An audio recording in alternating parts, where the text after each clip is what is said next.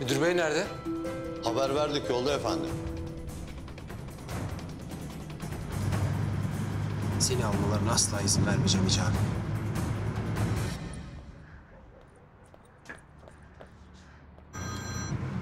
Murat komiser, Hicabi'yi gördün mü? Görmedim. Sen niye ağlıyorsun? Ya ben Hicabi'ye ulaşamıyorum. Telefonu kapalı. Nasıl ulaşamıyorsun ya? Bir şey mi oldu? Kardeşi Büşra'yı da aradım. Eve hiç gitmemiş. Bugün beni istemeye geleceklerdi. Ailesine haber vermeye gitmişti. Belki ailesi olumsuz cevap vermiştir Gizem. Hicabi'nin de canı sıkılmıştır, yalnız kalmak istemiştir. Ya hayır Murat komiser, anlamıyor musun? Eve hiç gitmemiş diyorum.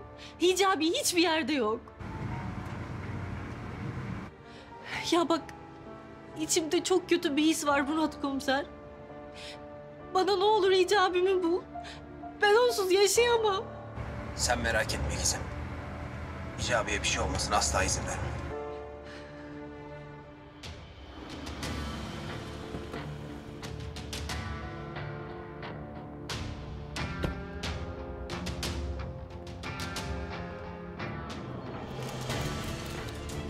Akıncı'nın kimliği belli oldu mu efendim? Bu bilgiyi bizimle paylaşacak mısınız? Efendim bir saniye. Efendim lütfen. Lütfen bir saniye. Akıncı nezarethanede. Üst katta baygın. Bu medyanın ne zaman haber oldu ya? Akıncı'nın kim olduğu bilgisi gizli kaldı. Bilmiyorum ki amirim. Nereden aldılar istihbaratı? Ben hemen uzaklaştıracağım. Siz geçin. Lütfen uzaklaştır şunları ya. Arkadaşlar uzaklaşın buradan.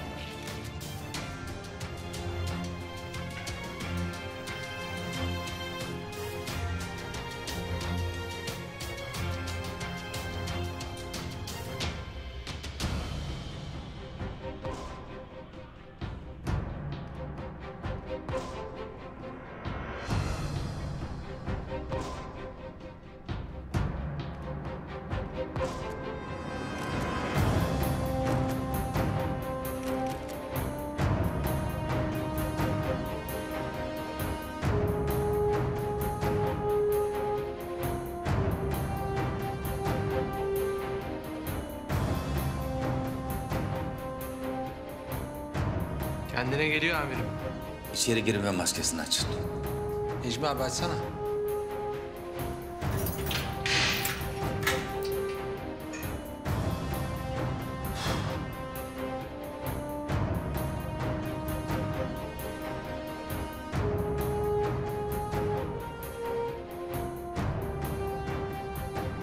Arkadaşlar ben şimdi maskesini açacağım. Yüzüne bakmayın. Sen ne saçmalıyorsun Yılmaz? Amirim siz de bakmayın. Saçmalama Yılmaz.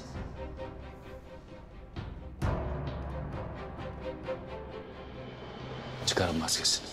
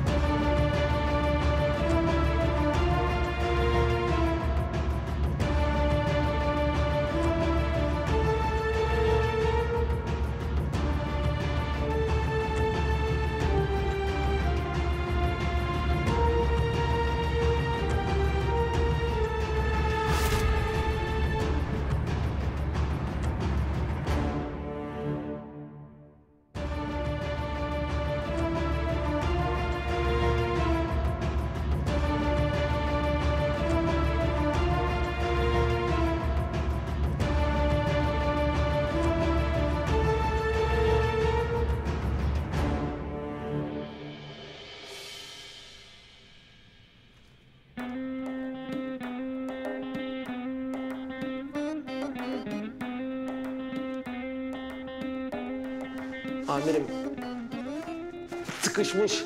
Açılmıyor. Yılmaz neyi bekliyorsun? Çıkarsana şu adamın maskesini. Fermuar sıkışmış. Açılmıyor. Ya açsana Yılmaz. Arkadaşlar şunun bir kafasını tutar mısın? Amirim ya bizi bu işe karıştırmayın. Ne diyorsun oğlum sen?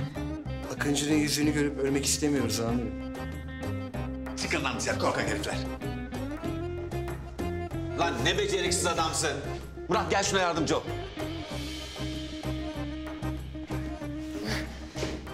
Ortak tut kafasını. Kafasını tut.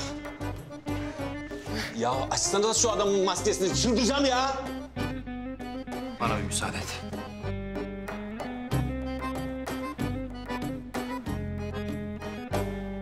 Orada bir yerde sıkışıklık var ya tam.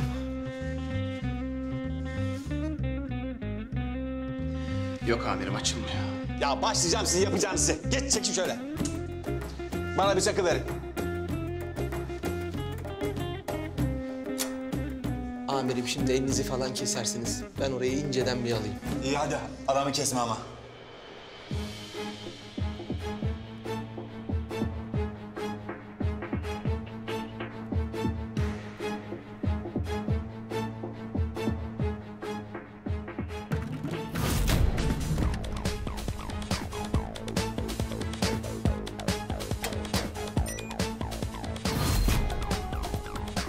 Ya ne biçim kumaş bu? Kesilmiyor arkadaş.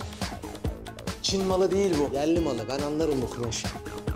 Bırak zevzekliği de aç şunu aç. Amirim. Çalışsana. Kesiliyor. Çalış. Aha.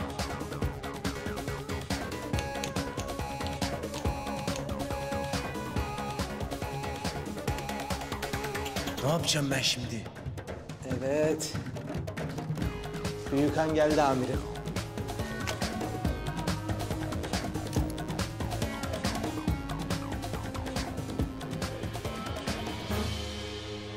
Oğlum açsanıza şunu ya. Amirim. Maske yapışmış amirim. Terden merden yapışıyor tabii bütün gün kavga gürültünün içinde. Bir dakika kardeş, bir dakika. Aa.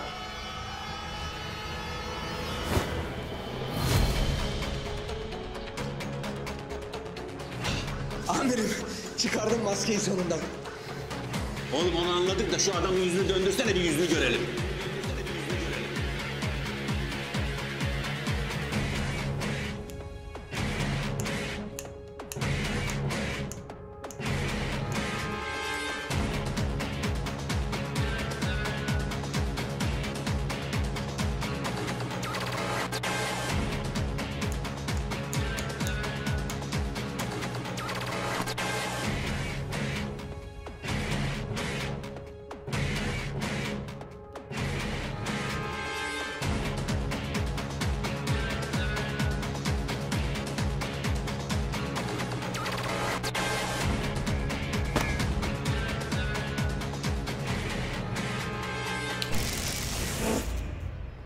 Ne oluyor ya? Kesilecek zaman mıydı şimdi ya?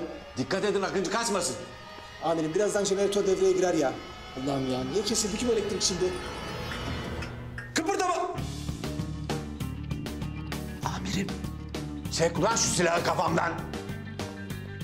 Ben jeneratörü de iptal etmiştim. Elektrik nasıl geldi? Bu ne zaman taktı maskesini? Kelepçeyi de çıkarmış amirim. Kim çıkardı ya? Yakaladım seni bu sefer Akıncı.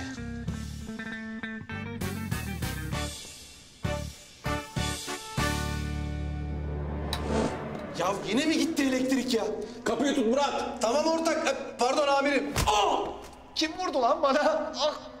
Yakaladınız mı? Yakaladım amirim, yakaladım. Ortak ne yapıyorsun sen? Sen ne yapıyorsun ya? Çek şu silahı. Asıl sen indir silahını. Çek şu silahı. Sen indir silahı. Akıncı'yı yakaladım. Koşun koşun. Geldim amirim. Geldim. Akıncı'yı tut Yılmaz. Tutuyorum amirim. Çok sıkı tutuyorum. Yakaladım.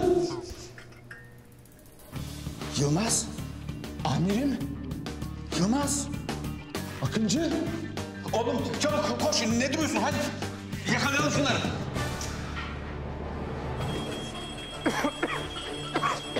Arkadaşlar çıkışları tutun. Necmi abi çıkışları tutun. Akıncı kaçmasın sakın. Hadi abi amirim. Amirim yürü. Çıkalım buradan.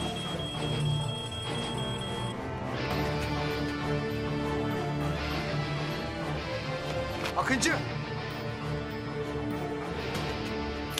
Bana neden yardım ediyorsun Murat komiser? Senin kötü biri olmadığını biliyorum. Hadi hemen çabuk git buradan. Sana borcumu ödeyeceğim Murat komiser. Daha sonra ödersin Akıncı. Ne de olsa sık sık karşılaşacağız.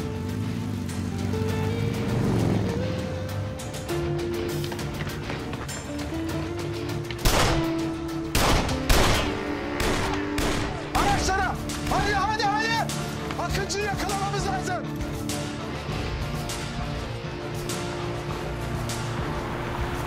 Ortak ne yapıyorsun anlasana ya. Ya hadi.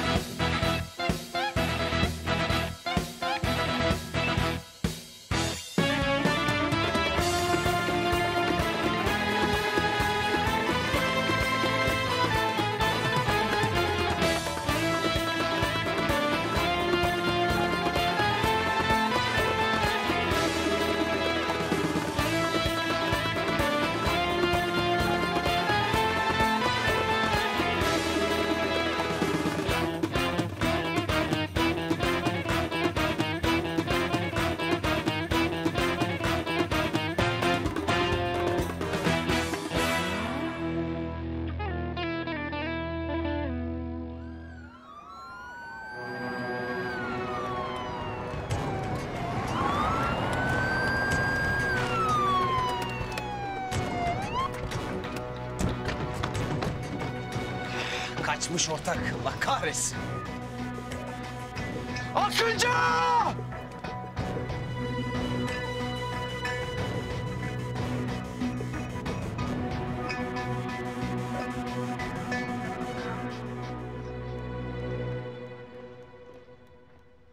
Of ya. Hicabi nerede kaldı ya? Yoksa gelmeyecek mi? Ama yeter artık Gizem. Yani dön Allah, dön Allah, dön Allah. Benim de başım döndü. Ay otur azıcık. Ya iyi de Hicabi'nin telefonu kapalı. Ulaşamıyorum ben ona ya. Demek ki gelmeye yüzü yok. Annesiyle babasını seni istemek için buraya getirmeye ikna edememiş. Ya anlamıyor musun anne? Hicabi'ye ulaşamıyorum diyorum. Evde yok diyorum ya. Yok evde, gitmemiş eve. Allah Allah. Bu adam nereye gitmiş olabilir acaba? Yeter artık ama ha, yeter. Yani billahi yeter ha. Hicabi de hicabi, hicabi de hicabi. Bu hicabi ismini duymaktan bana daral geldi ha. Ay. Ben balkona çıkacağım, hava alacağım azıcık. Ne hicabiymiş bu.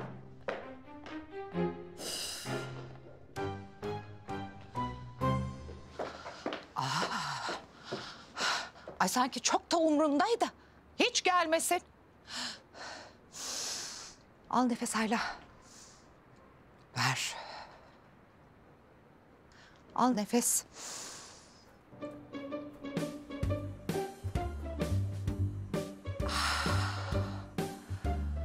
Akıncı. Ay vallahi billahi Akıncı. Ay.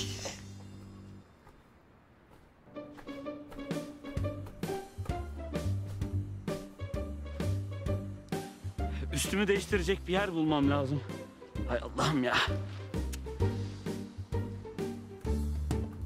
Ay. Akıncı. Ay. Damadım. Ay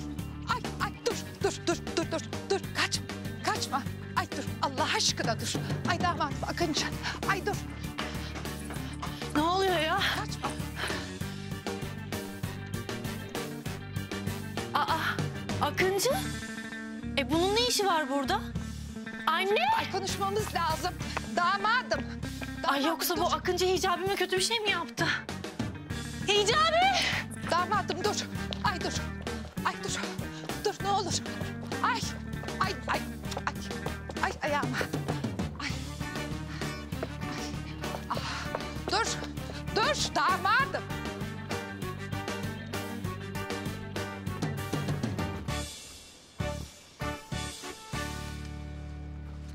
Az daha yakalanıyorduk ya. Ay. Ay damadım. Ay damadım. Ay damadım. Ay. Ay. Ay. Ay. Ay gel. Ay ay ay. Ay o kadar heyecanlıyım ki. Ay.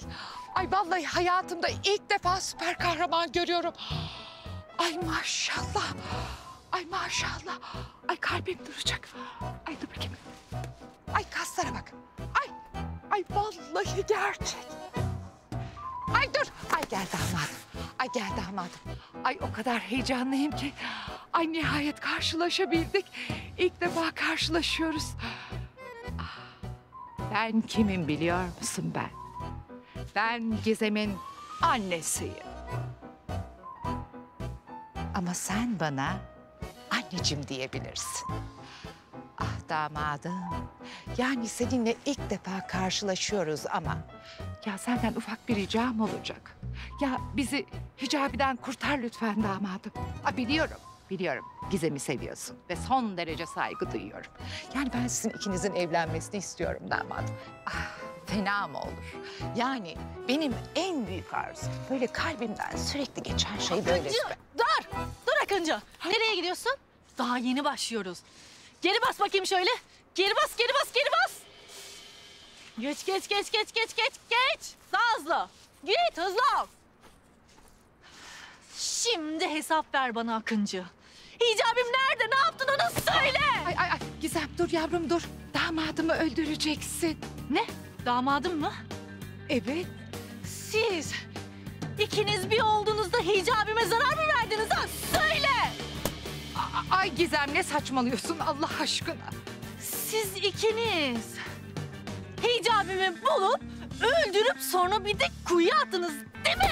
Ay Gizem dur Allah aşkına ne saçmalıyorsun yavrum sen? Yani biz damadımla ikimiz şöyle bahçede laflıyorduk. Çabuk cevap ver bana. Hicabime ne yaptın? Ona zarar mı verdin? Söyle. Sana inanmıyorum. Yalan söylüyorsun. Hicabime zarar verdin değil mi? Ay dur Gizem yani kafasına vura aptal ettin damadımı. Çekil şuradan anne. Çekil. Bak elimden bir kaza çıkacak söylemedi deme. Sen Akıncı şimdi bana hesap vereceksin. Sen başından beri Hicabi'yle beni kıskanıyorsun. Ondan böyle bizi ayırmaya çalışıyorsun değil mi? Ama ben sana kaç kez söyledim. Ben seni sevmiyorum. Ben Hicabi'yi seviyorum tamam mı? Ve ben onunla evleneceğim. Sen buna engel olamayacaksın. Sen onu rakip görüyorsun belli ki. Kıskandığın için böyle şeyler yapıyorsun. Ama sen nasıl onu rakip görürsün ki? Ya sen kahraman değil misin? Nasıl bizi ayırmaya çalışırsın? Bir kahraman nasıl sevenleri ayırmaya çalışır ya? Ancak fake bir kahraman bunu yapabilir değil mi ama? Ay yeter Gizem yeter çocuğum yeter.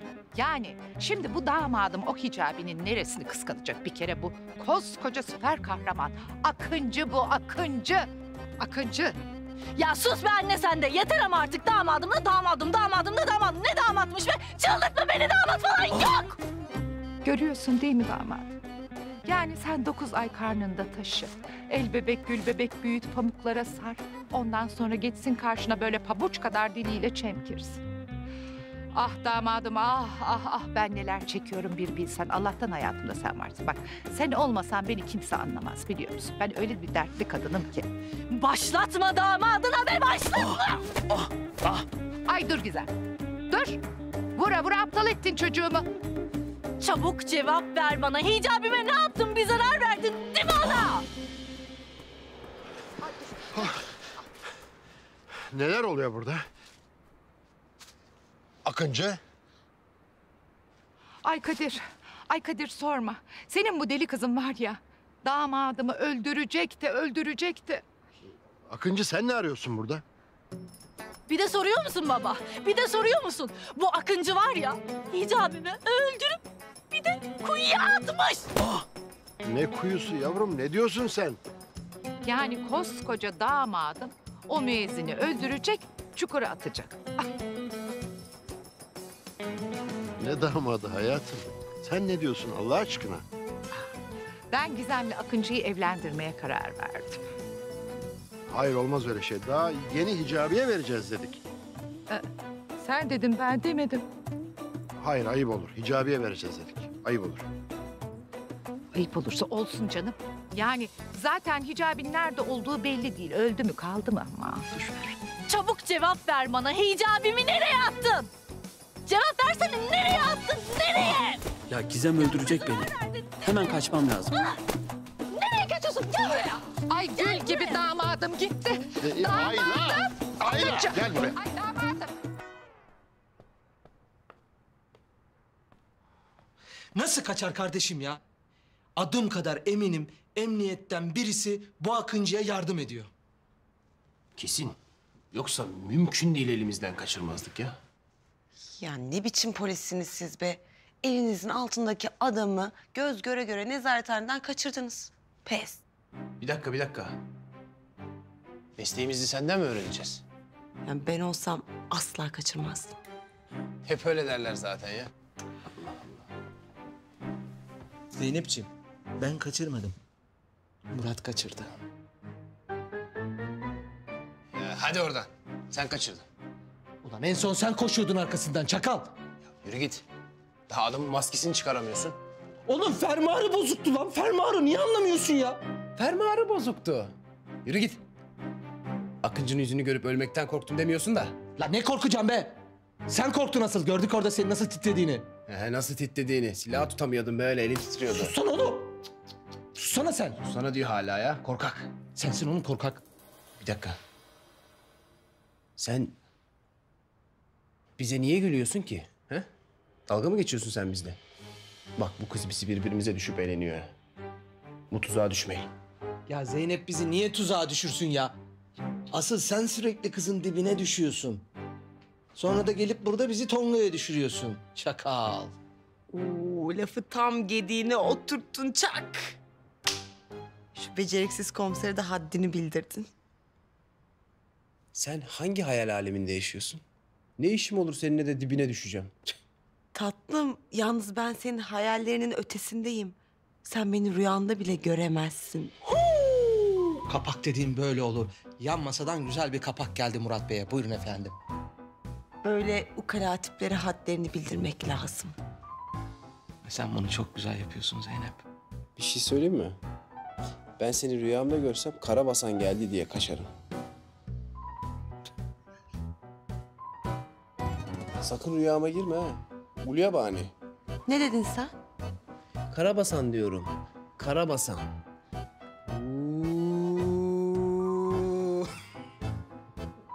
Bak elimin tersindesin, çarpacağım şimdi ha. Zeynep. Zeynep hiç bu soytarıyı ciddiye alma. Sakin ol.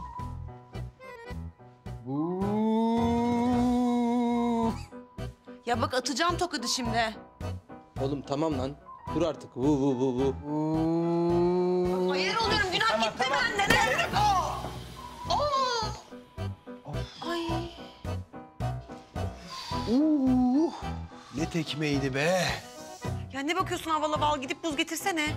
Ya hadi bir buz getir hadi. Hem buraya hem buz getirdi. Hadi buz getir buz. Otur şöyle. Of. Acıdı mı ya? Yo acımadı ya. Orası. Of. Ah Gizem, ah. O zavallı damadımı Akıncı'yı nasıl dövdün? Yani bir daha gelir mi zavallı çocuk buraya? Ha? Ya adam hayatımı kurtardı. Bir teşekkür bile edemedim. Yani. Yeter ama ya. Akıncı da Akıncı. Başka bir şey bildiğiniz yok mu sizin? Ya ben burada hicabimin başına bir şey geldi mi diye kafayı yemek üzereyim. Sizin yaptığınıza bakın. Ben Murat komiseri arayacağım. Sessiz olun. Ay yok arama çocuğum, böyle bir şey için komiser rahatsız edilir mi? Ay, zaten senin müezzin birazdan damlar.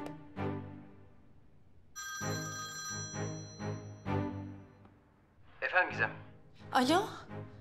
Murat komiser? Hicabi buldunuz mu? Ya ne olur bana kötü bir şey olmadığını söyleyin. Ya Gizem kusura bakma ben seni arayamadım. Hicabi iyi. Merak etme. İyi mi? Bak doğru söylüyorsun. İyi ama değil mi? İyi. Yolda gördüm ben onu. Canı sıkkındı, nedenini söylemedi. Fakat iyi, merak etme. Eve gelmedi mi? Yok ya gelmedi işte. Biz de bekliyoruz. Hicabi. Anlaşılan gelmiş.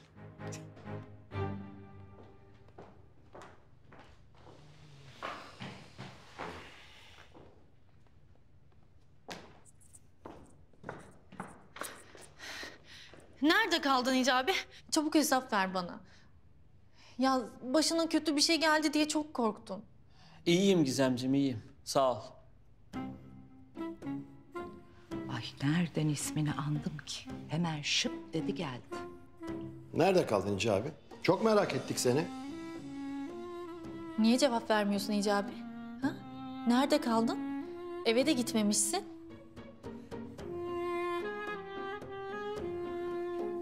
Efendim ben dayak yedim ya. Ne? Dayak mı yedin? Seni kim dövdü Hicabi? Ay Hicabi, yoksa senin damadın mı dövdü? Şöyle ıslak Tokyo'yu çıkarıp ağzının ortasına vurdu mu çocuğu? Ha? Hicabi. Niye susuyorsun? Kim dövdü seni? Bir de kim dövdü diyor ya. Vicdansıza bak. Ay. Ya kim dövdüyse dövdü, ne önemi var? Ama iyi dayak yedik ha. Elleri kırılsın inşallah senin dövenin. Elleri kırılsın. Yok ya, niye elleri kırılıyor? Kırılmasın elleri.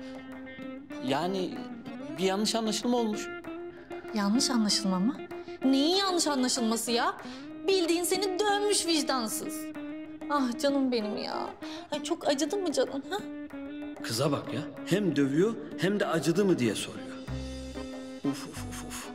Eli de çok ağrımış ya. Vay vicdansız. Dua etseydin Hicabi. Dua? Evet, geçen evi basan adamları dua gücüyle dövdün ya. Ha, o mu?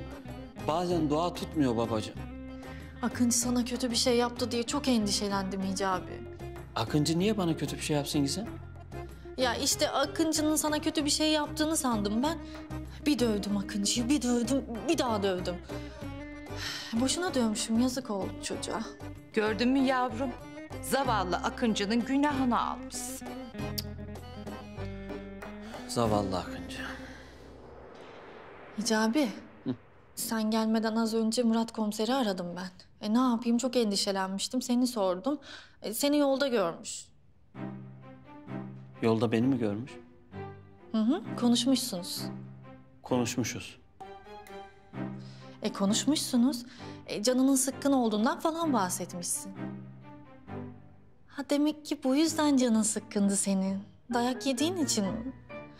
Ay canım benim ya. Of inşallah çok acımıyordur ya. Yazık yavruma. Yani şimdi sen sizinkilerle mevzuyu konuşamadın öyle mi? Maalesef babacığım. Dayak yiyince konuşamadım. İyi. Sen şimdi git şöyle güzel bir istirahat et. Şu pazularını şöyle geliştir de önüne gelen herkesten dayak yeme. Sabahleyin kalktığında da gidip sizinkilerle görüşür, ikna edersin. Ayla, hadi gel de biz de odamıza çıkalım. Ha bak Kadir, şimdiden söylüyorum. Bu müezzinin annesiyle babası gelip kızımızı istemezlerse kızımı vermem. Ki gelmeyeceklerine göre kızımı vermeyeceğim demektir. Duydum. Ayla haklı. Sabahleyin sizinkilerle görüş, onları ikna et. Anlaşıldı mı? Başka çaren yok. Tamam babişim.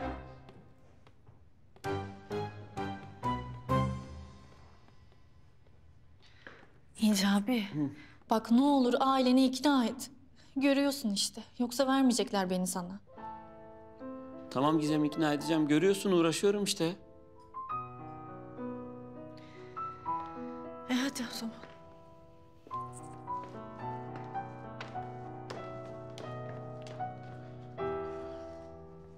İyi geceler. İyi geceler Gizem.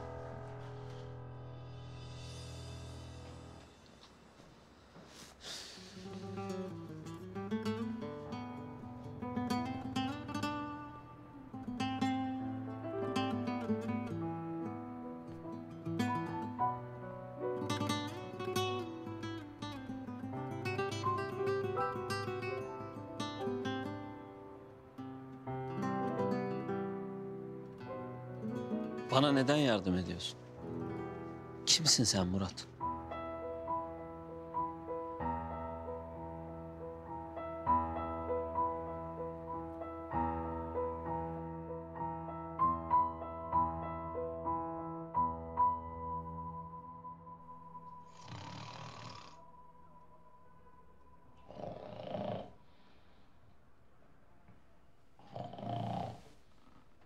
Ses ne ya? Horlama sesi bu. Gayipten sesler duyuyorsun Murat ya. Uyu.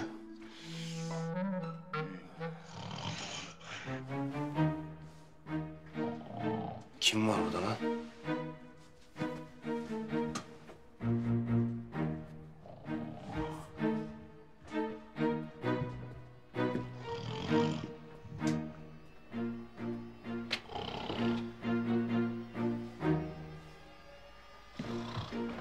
Bu kim ya?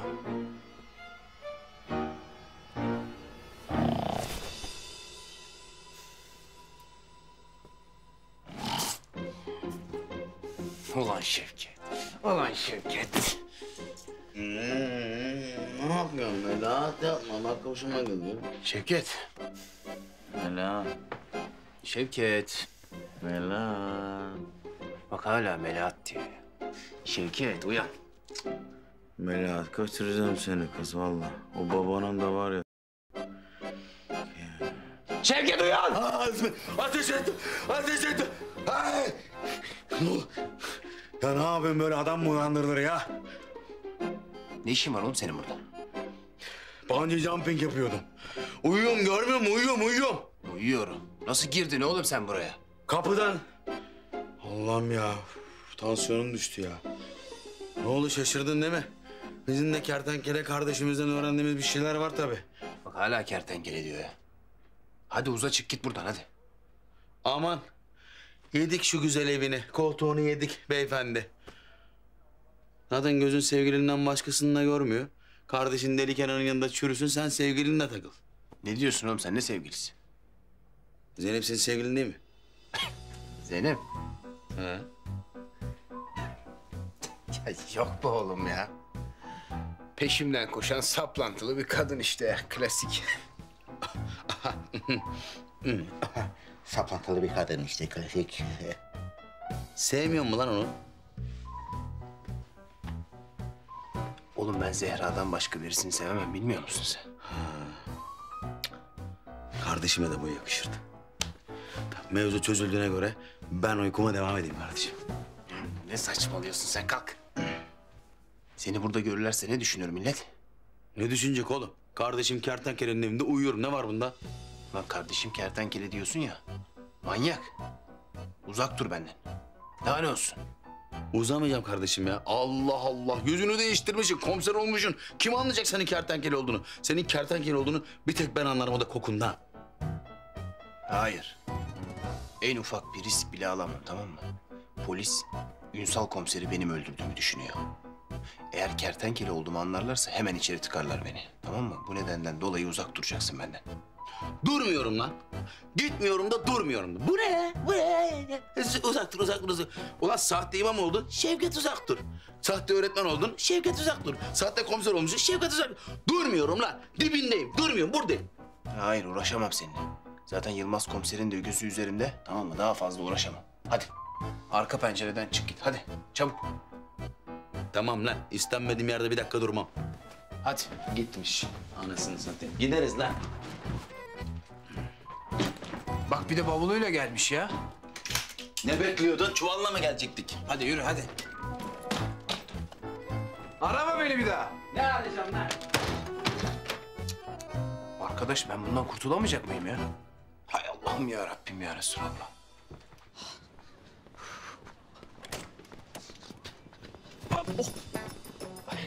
Hayırdır Hicabi ne bu telaş ya? Evleniyorum Murat, evleniyorum. Evleniyor musun? İyi hadi hayırlı olsun.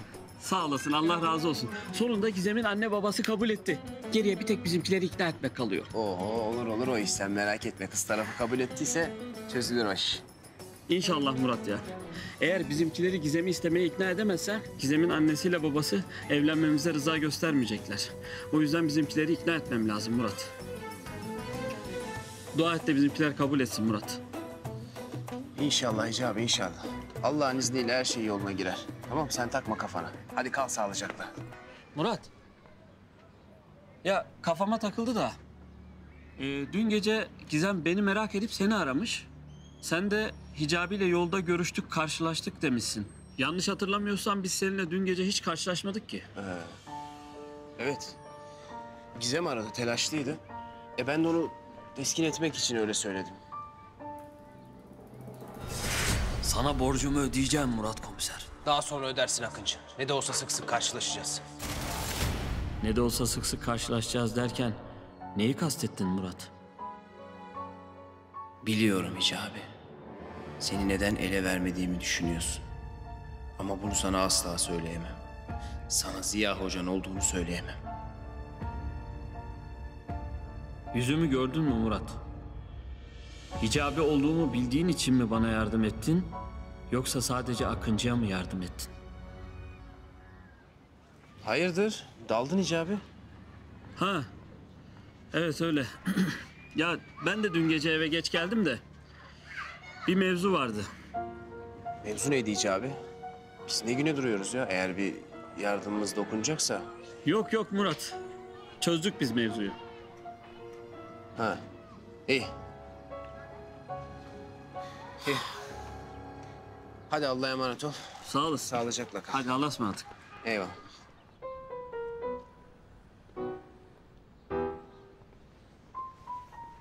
Ah Akıncı ah. Sen de benim gibi takla üstüne takla atıyorsun. İkimizin de işi zor be Hicabi.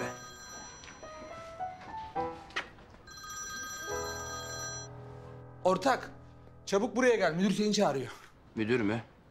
Bu adam yine fırça atacak kesin. Akıncı'yı da yakalayamadık zaten. Kesin fırça atacak. Ya yok bu oğlum. Önemli bir operasyon var ya. Onun için çağırıyor. Hadi çık gel. Neyi? Operasyon mu? Ne operasyonu? Ya ne bileyim oğlum. Tarihi eser bir şeyler, kaçakçılık falan filan. Ya gelsene abi sen buraya ya. Tarihi eser kaçakçılığı mı? Tamam. Tamam geliyorum ortak. Hadi bay.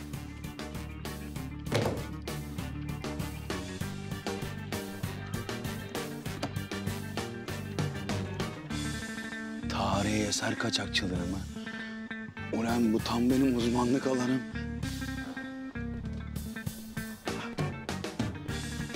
Bu operasyonda kardeşimizi yalnız bırakmak olmaz. Belki payımıza da inceden bir kırıntı düşer. Hayatımız kurtulur belli mi olur lan? Yürü be Şevket, kim tutar seni? Olmaz uşağım, olmaz. Ulan sende keser kaçığı mı var?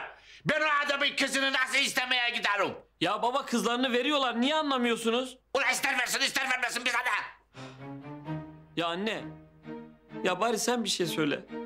Ya gidip sadece Gizem'i isteyeceksiniz. Hepsi bu. Ula oğlum öyle deme.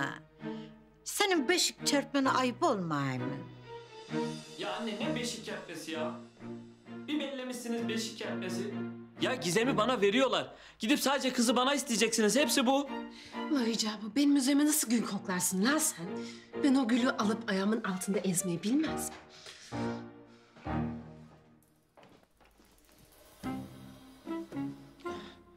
Ya anne, baba, Allah'ınızı severseniz. Ya gelip Gizem'i istemezseniz kızlarını bana vermeyecekler. Ya niye böyle yapıyorsunuz? Niye anlamıyorsunuz beni? Siz benim mutlu olmamı istemiyor musunuz? Gitmiyorum ulan, gitmiyorum ulan. Zorunda mıyım ulan? Ula uşağım. Haçan ben bu kızı gelinim olarak istemiyorum. Sen de bunu anlamıyorsun da. Günaha giriyorsunuz ama. Tövbe tövbe.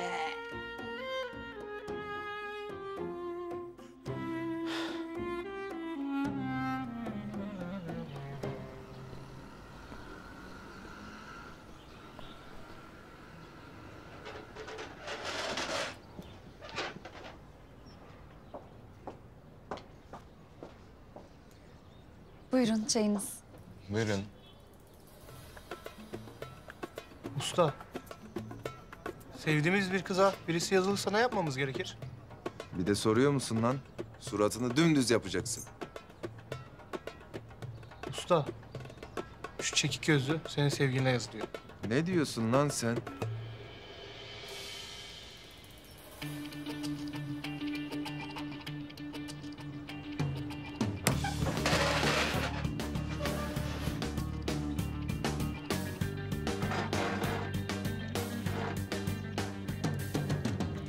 Hiç kimse benim sevdiğim kıza gül veremez. Melis, bu lavuk seni rahatsız mı ediyor? Kemal, kimsenin beni rahatsız ettiği falan yok. Lütfen sorun çıkartma. Melis Hanım, bu ödük rahatsız mı ediyor? Ne diyorsun lan sen? Oğlum ambulans çağırın lan. Çekik gözlü birazdan ölecek. Bence usta katil olmadan polis çağıralım. Melis, sen şöyle kenara çekil. Kenara falan çekilmiyorum Kemal, tamam mı? Burada kavga istemiyorum. Git başka yerde yap kavganı ya. Ayrıca beyefendinin beni rahatsız ettiği falan yok. Burada biri beni rahatsız ediyorsa o da sensin. Melis Hanım, anladığım kadarıyla bu lavuk uzun zamandır sizi rahatsız ediyor. Siz merak etmeyin, ben ifadesini alacağım. Sen kimin ifadesini alıyorsun lan? Sana bir koysam yarısı da boşa gider. Beni hafife alıyorsun.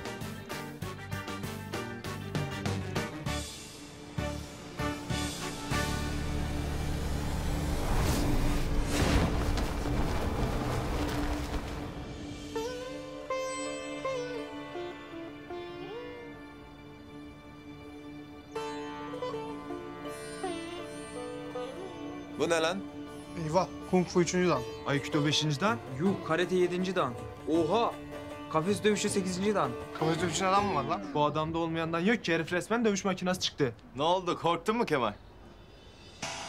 Ne korkacağım lan senin danlarından? Hadi lan, Yusuf bakıyorsun. Bir de kuyruğunu dik tutmaya çalışıyorsun. Melis Hanım, döveyim mi bu adamı? Sen kimi dövüyorsun lan? Ne yapalım, polis mi çağıralım, ambulans mı? Adam ustamızı öldürecek. Ambulans çağırmak için yeterli zamanımız yok. Ustamızı öldürmesine izin veremeyiz. Hayır usta, sen yaşamalısın. Senin yerine biz dövüşeceğiz. Sen ne biçim ustaymışsın be? Yanındaki öğrencileri mi öne sürüklüyorsun? Bırakın lan! Hayır usta, bu adam başka klasmanda. Seni öldürebilir. Lan size çekilin lan. Geçin lan arkaya.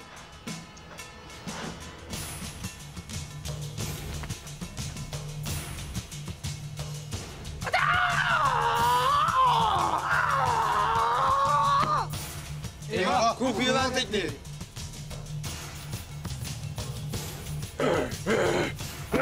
Eyvah, Kung Fu kaplan tekniği!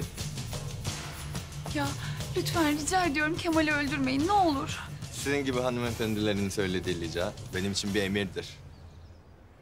Kıza dua et. Öldürmeyeceğim. Ama biraz hırparlayacağım.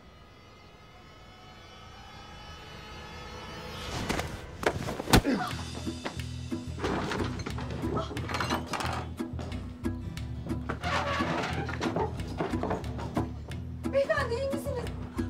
Beyefendi. Beyefendi iyi misiniz? Beyefendi iyi misiniz? Usta, bunlar photoshopmuş ya. Ben de bunu bir şey sanmıştım ya. Ya Melis'ciğim, şu lavuğu bırak da bana şöyle güzel bir yeşil çay yapsana. Sen yeşil çay mı istedin canım? Hemen getiriyorum. Bekle.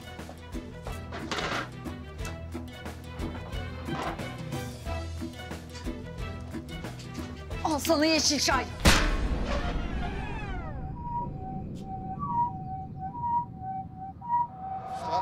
İyi misin usta? Kemal.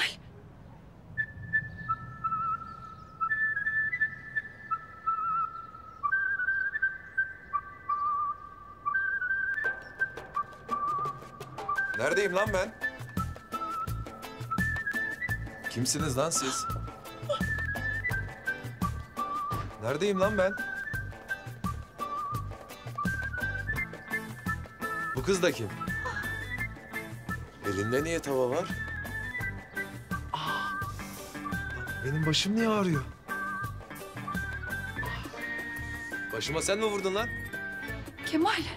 Bu kız derken ben Melis. Melis ben. Melis kim ya? Usta.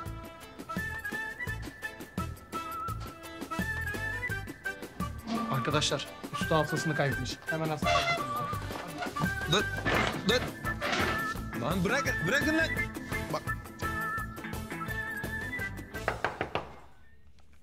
Gel. Amirim.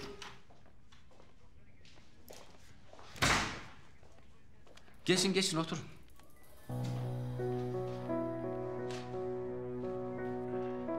Evet Murat. Tarihi eser kaçakçılığı yapan bir çiftin peşindeyiz. Ancak şu ana kadar hiç açık vermediler. Görevimiz Bizans döneminden kalan bu çalıntı yüzüğü onlardan alıp müzeye geri vermek. Bu yüzden onları suçüstü yakalamalıyız.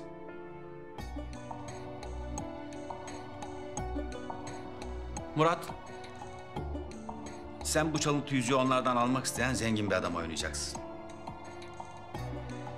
Biz de Yılmaz'la seni yakından izleyeceğiz. Üzerinde ufak bir ses dinleme cihazı olacak. Anlaşıldı mı?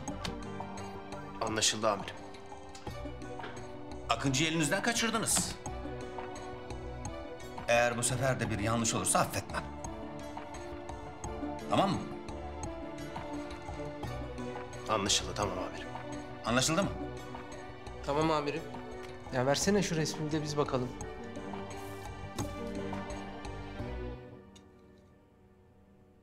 Of ya. Hicabi nerede kaldı? Gelmeyecek mi yoksa? Hadi Hicabi Allah aşkına gel de kurtar beni şu azaptan. Ya canım şöyle doya doya bir sucuklu yumurta yemek istiyor. O önündekiler bitecek Kadir, anladın değil mi? Heh, bitecek. Ayrıca hiç heveslenme. O müezzinin annesiyle babası gelip kızımızı istemeyecekler. Bak görürsün.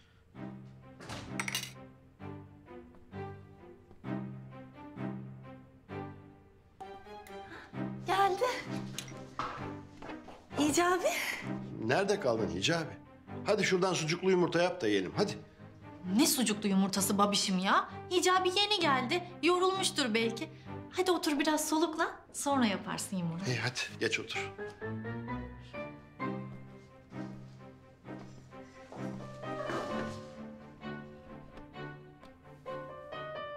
Hicabi, sizinkiler kaçta gelecekler? Evet Hicabicim.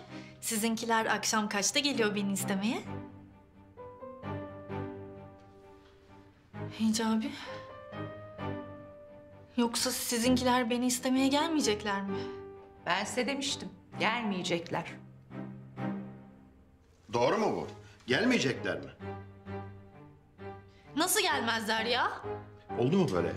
Oldu mu? Biz kızımızı veriyoruz, onlar kızı istemeye bile gelmiyorlar. Hale bak. Babacığım. Siz bizim evlenmemize rıza göstermiştiniz. Bizimkilerin rızası olmadan da evlenmemize izin verir misiniz? Ah, üstüme iyilik sağlık. Yani biz kızımızı vereceğiz, sizinkiler gelip istemeyecekler, öyle mi? Ay Kadir, hayatımda böyle aşağılanma görmedim. Ben buna katlanmak zorunda değilim asla yani. Aa. Ne alakası var anneciğim? Zaten Hicabi iç güveysi olarak bizde kalmıyor mu? Onun ailesi hayır desin, ne olacak ki? Biz çoktan evet demişiz. Ay saçmalama kızım. Olur mu böyle saçma şey? Aa. Babişim, ya ne olur şu anneme bir şeyler söyle, ikna et ya. Yeter ama artık. Ben Hicabi'yi seviyorum. Hem sen de torun sevmek istemez misin artık? İstemez miyim yavrum?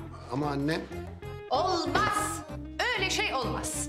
Onlar gelip kızımı istemezlerse bu evlilik gerçekleşmeyecek. Yani bunu da buraya yazdım. Aha da son söz.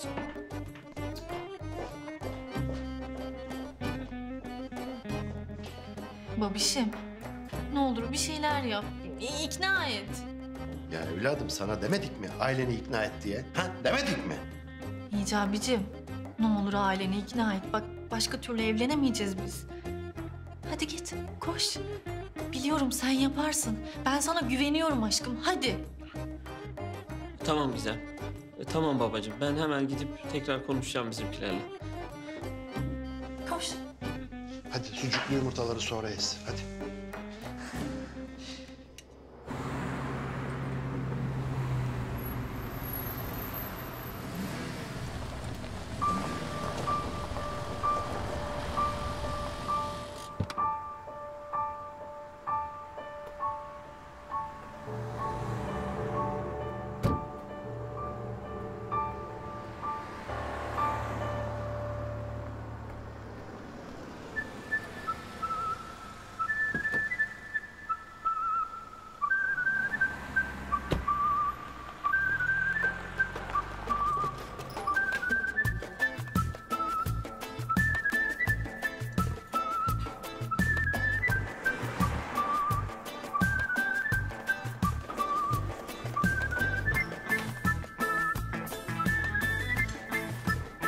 Merhabalar.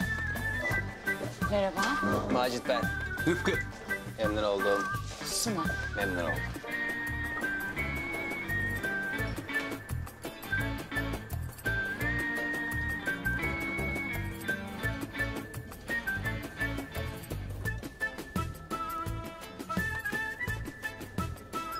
Evet, ne oluyor burada? O çanta ne? Yoksa içinde para mı var lan? Ne biçim operasyon lan bu? Bunlar hiç tarihi eser kaçakçısına benzemiyor ki. Ulan neler çeviriyorsun yine kertenkele? Sabah zaten beni kahvaltı bile ısmarlamadan attın evden. Çok açım ya. Yanına gitsem bana bir şey ısmarlar mı acaba? Demek çok zengin bir koleksiyonunuz var Macit Bey, ha? Evet öyledir. Fakat koleksiyonda bir eksik var. Bizans kraliçesi Theodora'nın zümrüt taşlı yüzüğü. Rıfkıcığım, Macit Bey çok ince zevkler olan bir beyefendi değil mi? Haklısın karıcığım. Galiba aradığımız müşteriyi bulduk. Teşekkür ederim, çok naziksiniz. Sakıncası yoksa yüzüğü görebilir miyim? Parayı da getirdim. İlahi Macit Bey, öyle değerli bir parçayı buraya getirebileceğimizi mi düşündünüz? Hem sizin polis olmadığınızı nereden bilelim? Polis mi?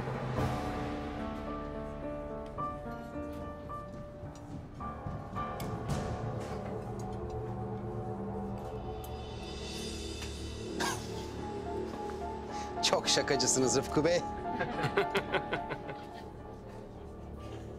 Polis misiniz? Müdürüm, anladılar galiba. Ya Murat bu görevi berbat edecek ya. Bana verecektiniz bu görevi.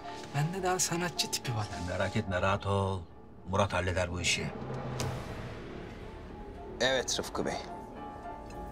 Ben polisim. Hatta şu anda üzerimde de ses dinleme cihazı var. Şu dışarıdaki minibüste de ekip arkadaşlarım var. Birazdan sizi gözaltına alacağız. Amirim ne yapıyor bu manyak ya? Lan Murat, ne yapıyorsun sen ya?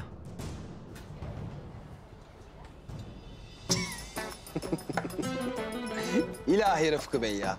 Beni güldürdünüz ya. Şaka yapıyorum, rahatlayın. Kendinize gelin. Ay Rıfkı, korkudan ölecektim vallahi. Macit Bey ne kadar espritüel değil mi? Haklısın karıcığım. Benim de az daha kalbim duracaktı. Amirim manyak bu ya. Nasıl bir mizah anlayışı, nasıl bir espri anlayışı var bu manyağın ya? Lan Murat, sen de az değil misin ha?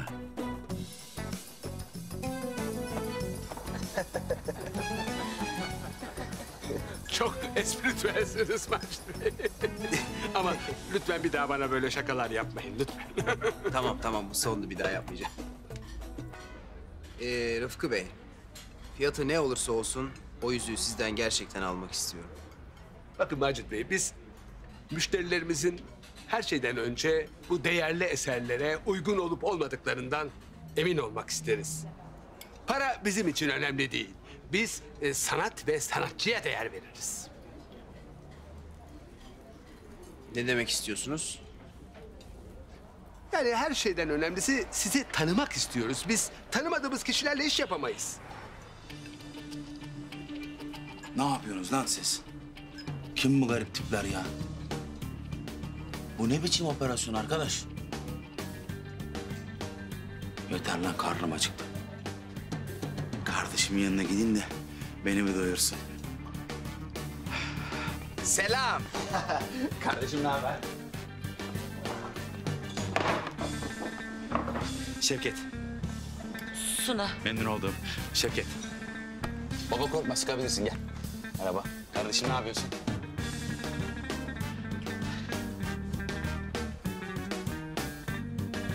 Ne oldu, ne bakıyorsunuz ya? Bir şey mi oldu? Hayırdır? Bir şey mi var suratında? Bakar mısın kardeşim? Bir tane menü getirsene bana be. Menü. Şevket, ne işin var lan senin burada? Lan bu bana Murat derse Bunlar durumu çakozlayacak. Eyvah. Bana kertenkele derse? Lan kim bu Şevket? Operasyonu batıracak. Ya bizim mahalleden manyağın biri ya. O değil de burada ne işi var? Oğlum gitsene lan Şevket. Mahvedeceksin lan beni. Kalbimi kırıyorsun lan. Şurada oturduk bir yemek yiyeceğiz seninle be. Sakın kertenkele deme geri zekalı. Ulan kertenkele. Yakışıyor mu lan bu yaptığın? 2 tane kokoş zengine satıyorsun beni be. Lan sakın Murat da deme. Lan bir de Murat komiser olacaksın ya. Öyle cafcaflı giyinmişsin. Havalara bak zannedersin manken. Özenti zenginler gibi. Macit Bey. Macit Bey. Şevket Bey arkadaşınız mı? Macit mi? Bir dakika Rıfkı Bey.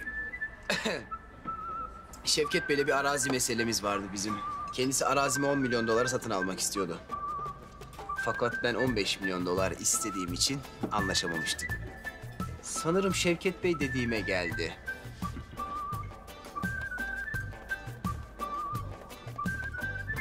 Şevket Bey, bir konuşabilir miyiz? Tabii konuşalım. Ne demek Macit Bey? Müsaadenizle ben hemen geliyorum. Demek öyle ha? Ne oluyor ya burada? Bilmiyorum. Nereden çıktı bu adam? Ne oluyor Yılmaz? Bilmiyorum ki amirim, ben de anlamaya çalışıyorum. Lan gerizekalı her şeyi mahvediyordun. Lan be ne yapıyorsun ya? Bu ne? Mete'yi.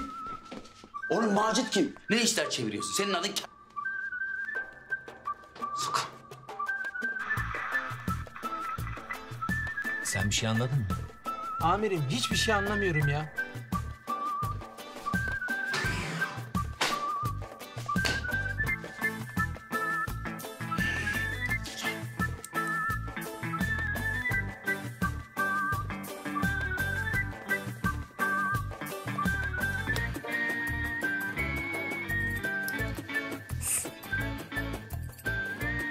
Sakın bana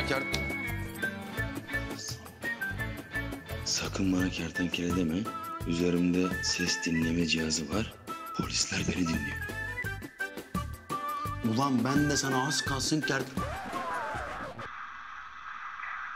Oğlum ne konuşuyor bunlar ya? Ya amirim size gelen ses bana da geliyor. Aynı ses. Kesik kesik geliyor ya, anlamıyorum. Bana ayrı bir ses gelmiyor ki. Murat'ın şu manyak adamdan kurtulup bir an önce masaya dönmesi lazım.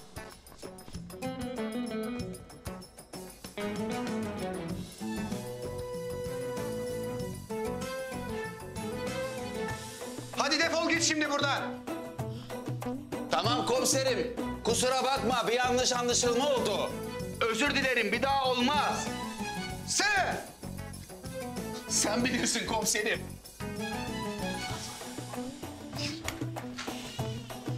Çık hadi. Kızlar, bombayı patlatıyorum. Hazır olun. Bir adamla tanıştım. Hayatımı kurtardı benim. Görmeniz lazım. Acayip yakışıklı. İsmi Murat. Murat komiser. Kimmiş bu adam? Çok merak ettim. Yani artık yakında tanışırsınız. Bakalım neler olacak.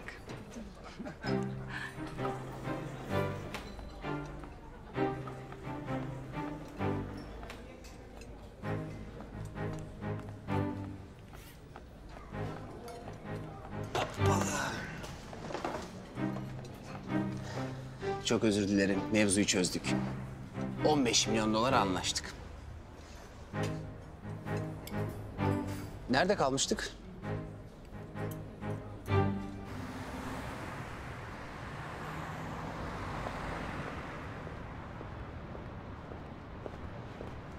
Zeynep. Şevket? Zeynep. Şevket. Hayırdır ne yapıyorsun sen burada Zeynep? Çok görünmezsin buralarda sen. Yoksa kardeşimle yemek mi yiyeceksin? Kardeşi? Kardeşim. Kardeşim derken ya Hepimiz kardeş değil miyiz şu fani dünyada? Kardeşim derken o lafın gelişi yani. Murat komiserim ne demek istedim? Murat mı? Evet. Ben niye onunla yemek yiyeyim ki? Allah Allah. Siz sevgili değil misiniz? Sevgilim. Ya nereden çıkarıyorsunuz bunu? Yok böyle bir şey. Yok tabii. Allah Allah. Bana öyle dememişti. Sana ne dedi ki? Beni çok kıskanıyor dedi. Çok daraltıyor, üstüme geliyor, bunaltıyor. Artık kaçacak yer arıyorum dedi. Murat dedi. Murat dedi. Sana dedi. Bana dedi. Benim için dedi. Senin için dedi. Sen komisersen. Nerede o şimdi? Evet.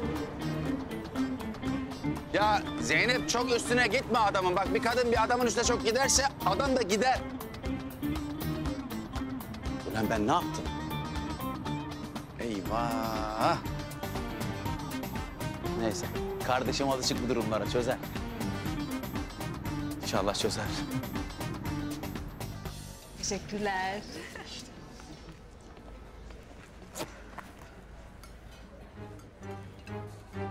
Murat komiser değil mi o? Aa, harbi çok yakışıklı çocukmuş. Kızlar, siz çıkın ben geliyorum. Macit Bey, oldukça varlıklı bir kişisiniz. Bu zaten her halinizden belli. Ama bizim de bazı şartlarımız var. Ne gibi şartlar? Murat Bey, ne güzel sürpriz. Merhaba. Murat mı? Bitti lan bu operasyon. Bu kız her şeyi mahvetti amirim ya. Murat ön ismim. Murat Macit. Arkadaşlarım bana Murat derler. İş dünyasında Macit ismini kullanıyorum. Didem Hanım asistanım olur kendileri. Japonlarla önemli bir görüşmeleri vardı. Ama burada olacaklarını bilmiyordum. Didem bu ya. Didem de kim ya? Ya bizim mahalleye yeni taşındı. Güzellik salonu falan işletiyor. Uyuzun teki ya. Hay sizin mahallenize. İnşallah kız operasyona batırmaz. Hadi Murat bir şeyler yap. Didemciğim, toplantı nasıl geçti? Japonlar anlaşma imzaladı mı? Ya Murat Bey ben... Ha tabii Japonlarla anlaşmak zordur. Senin ofiste işlerin var herhalde. Sen git, ben geleceğim. Didemciğim, önemli bir görüşmedeyim. Tamam mı? Meşgul etme bizi, hadi. Hadi. Peki Murat Bey. İyi günler. İyi günler. İyi günler.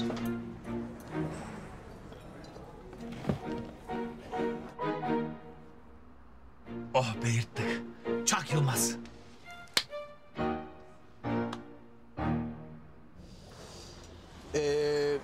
Kusura bakmayın Rıfkı Bey, konuşmamız bölündü. Nerede kalmıştık? Bazı şartlarımız var demiştiniz. Murat Bey, Macit Bey. Neyse. En önemli şartımız şudur. Biz evli olmayan bir insana satış yapmıyoruz. Nasıl anlamadım? Yani evli değilseniz size bu yüzüğü satamayız. Bu konunun evli olmamla ne ilgisi var? Bakın Macit Bey, tarihi eser kaçakçısı olabiliriz ama aile müessesesine çok önem veriyoruz. Sanat ancak iyi bir aile ortamında korunabilir. Değil mi kocacığım? Çok haklısın karıcığım. Bu yüzden de evli olmayan birine satış yapamayız. Eyvah. Amirim operasyon battı. Murat evli değil ki. Allah kahretsin. Yeterli istihbarat alamadık. Yoksa Murat'a sahte bir eşi önceden bulabilirdik. Amirim gerekirse birini yollayalım hemen. Kimi göndereceğiz lan geri zekalı?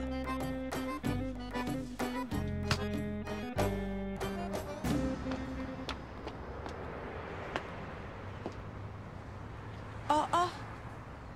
Bak sen. Burada mı o? Kim burada mı? Bilmiyormuş gibi davranma. Kimden bahsedebilirim? Murat. Ha Murat. İçeride ama önemli bir toplantısı varmış. Rahatsız edilmek istemiyor. Şimdi ben gösteririm ona gününü. Meşgul diyorum. Macit Bey, evli misiniz? Evet. Hayır, parmağınızda yüzük göremedik de. Ha yüzük mü? Karım da ben de yüzük takmıyoruz, ağırlık yapıyor. Eşinizle de tanışmak isteriz Macit Bey. Neden olmasın? Ne zaman tanıştırırsınız bizi eşinizle?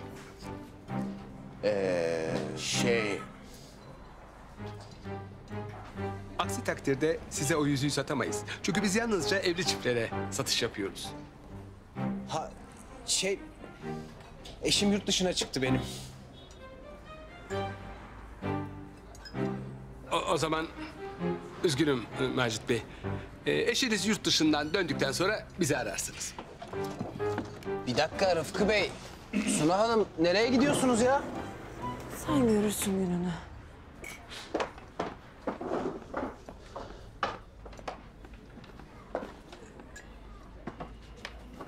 Utanmaz adam. Herkese Zeynep benim peşimden koşuyor demişsin. Bitireceğim oğlum seni. Bütün bu yalanların hesabını vereceksin. Kim bu kadın ya? Amirim Zeynep bu galiba ya. Zeynep de kim lan? Hayır Murat ya, hayır. Bana bunu yapamazsın Murat ya. Sakın Murat, sakın. Sana ne yapacak Murat? Amirim ya. Ne oldu ya? Niye konuşmuyorsun? Dilini mi yuttun?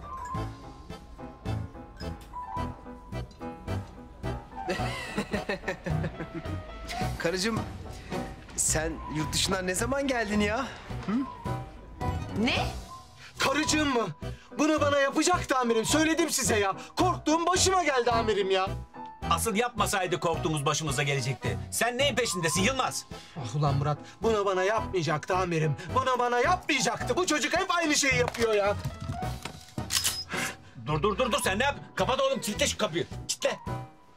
Amirim bırakın beni ya. Bırakın şu herifle artık hesaplaşayım ya. Bir değil, iki değil amirim. Diyorum ki sen bu kızdan hoşlanıyor musun? Hoşlanmıyorum diyor amirim. Ondan sonra zırt pırt kızın dibinde ya. Açar mısın şunu ya? Oğlum kapat şu kapıyı. Seni tutuklarım Yılmaz. Otur yerine. Tak şu kulaklığını. Bıraksana beni. Ama karıcığım, ben seni çok özledim. Ya manyak mısın sen? Bıraksana elimi. Rıfkıcığım. Ne kadar tatlı tatlı kavga ediyorlar. Tıpkı bizim gibi değil mi hayatım? Evet, tıpkı gençlik yıllarımızdaki gibi. Ya sapık mısın sen be? Ver elimi bana. Zeynep, gizli bir operasyondayız şu anda. Emniyet müdürümüz ve Yılmaz dışarıdaki minibüste bizi bekliyorlar. Bunlar da tarihi eser kaçakçıları. Ne? Evet. Ben onlardan çalıntı bir yüzüğü alacak, zengin iş adamını öldürdüm.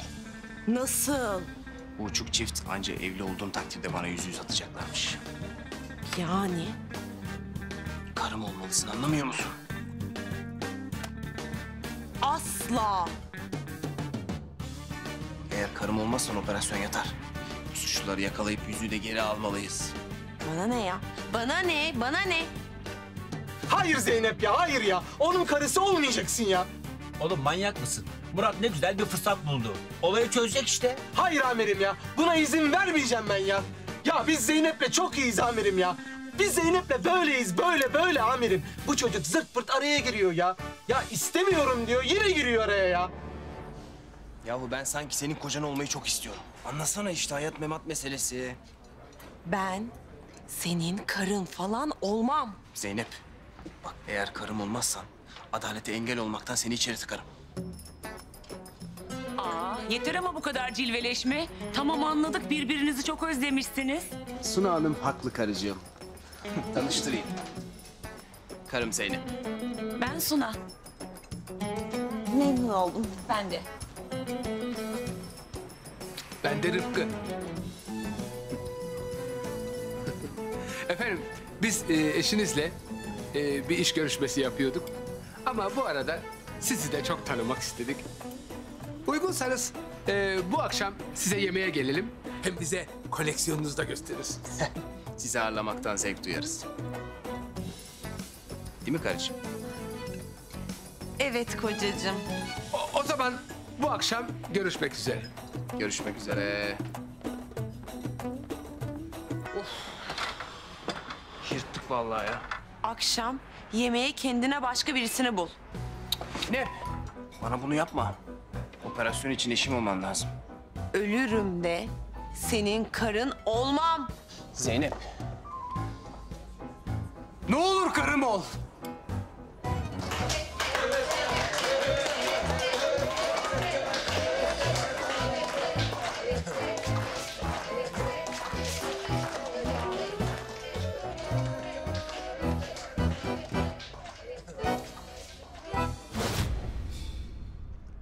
Zeynep Hanım lütfen bu operasyon bitene kadar Murat Bey'in karısı olun.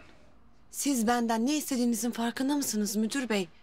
Yani ben oyun da olsa bu adamın karısı olmam. Ölürüm daha iyi. Neden öyle söylüyorsunuz ki? Macit Bey'in kafam bıraktınız ya. Murat Bey'in nesi var ki? Kendisi kibar, centilmen beyefendi. Teşkilatımızın en başarılı komiserlerindendir. Teşekkür ederim amirim. Ya amirim siz niye Zeynep Hanım'ı bu kadar zorluyorsunuz ben anlamıyorum ya. Bu herifin karısı olmak istemiyor amirim. Yılmaz ne saçmalıyorsun oğlum sen? Operasyon yapıyoruz burada. Operasyon bitene kadar bunların karı koca olması lazım. Akşam yemeğinden önce boşanmış olamazlar mı amirim? Yılmaz senin kafan mı iyi? Zeynep Hanım, sorumlu bir vatandaş olarak adalete yardımcı olmanızı bekliyorum. Yani müdür bey... Adaletin sağlanması konusunda bize yardımcı olacağınızı biliyordum Zeynep Hanım. Çok teşekkür ederim. Akşam yemeğini senin babanın malikanesinde yapalım. Onları Murat'ın çok zengin olduğuna ikna etmeliyiz. Amirim olsun. Benim de gönlüm zengin. Ya bilmiyorum ki amirim. Şimdi evde insanlar var. Onları boşaltmamız lazım falan. Nasıl olacak yani? Yahu evi bir saat boş tutacaksın. Hiç yok mu bu sırada evlenen, nişanlanan? Bir saatliğine oraya gitsinler. Ya bilmiyorum amirim. Ne yapacağım ben ya? Bilmiyorum ben. Ben de müze yetkilileriyle konuşup şu koleksiyonu halledeceğim.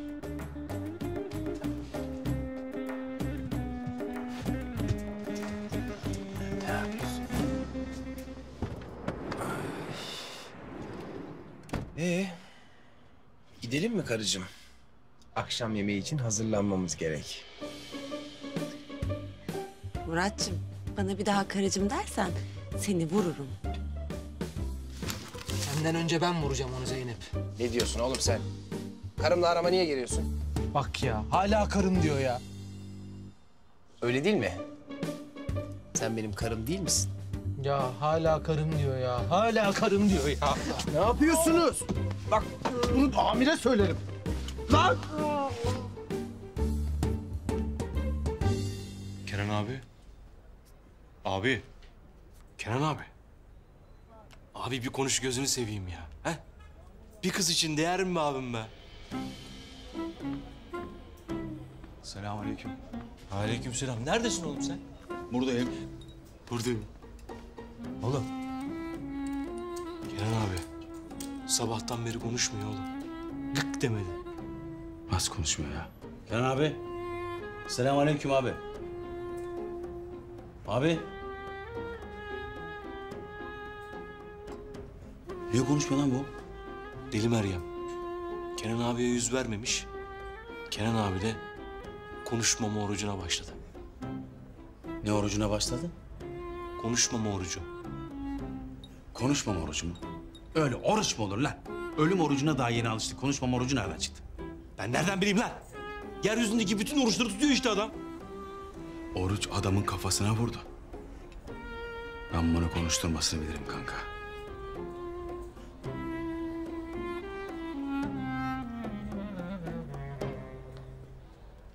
Ülen Kenan! Sen kimsin deli Meyrem sana bakacak lan? Önce bir tipine bak, aynaya bak. Davul bile dengi dengine, armut!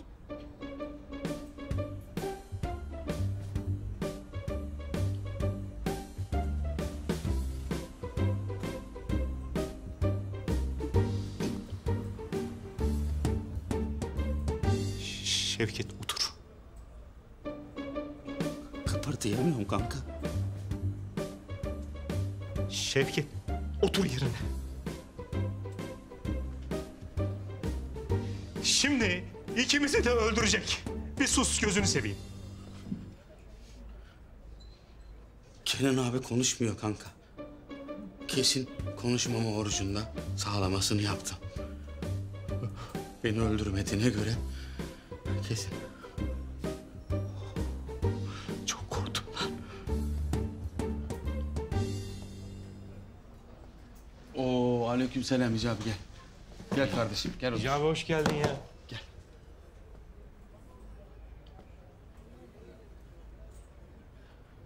Ne haber Hicabi?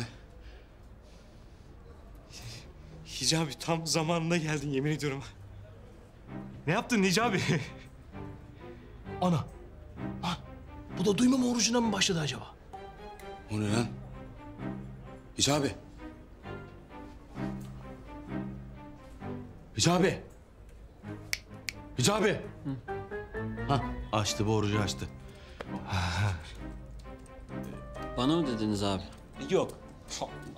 Masayla konuşuyoruz. Ne oldu, hayırdır? Senin de Kenan abi gibi Karadeniz'de gemilerin mi battı? Sorma Şevket abi, sorma. Ya Gizem'in ailesini ikna ettim. Bizimkiler Nuh diyor, peygamber demiyor. Ya ben bu şekilde evlenemem ki. Evde kaldım. Ya saçmalama be Hicabi, Allah'ınız aşk olsun sana ya. Kızın ailesi istedikten sonra boş ver kendi haline, evlen git işte ya. İşte öyle değil Şevket abi. Gizem'in annesi, eğer ailen kızımı istemeye gelmezse sana kızımı vermeyeceğim diyor. Ha, o zaman iş başka, seninkiler istemeye gitmezler. Ne demek istemeye gitmezler lan? Şevket abi. Kenan abi. Konuştun işte. Korkuttun bizi, yemin ediyorum. Ya bu çocuğun da tansiyonu geçmedi gitti ya. Kenan abi aşk olsun, öyle oruç mu açılır abi? Ne demek sizinkinler Gizem'i istemeye gitmeyecek ya? Sizinkinler gidip Gizem'i isteyecekler. Deli Meryem de bana kalacak. Nasıl olacak o iş Kenan abi? Burayı irtibat bürosu yapacağız. Süper fikir. Çok güzel ha. Anladık mı? Anlamadım. Gizem'le Hicabi'yi evlendirme irtibat bürosu. Nasıl ama? Ha? Güzel.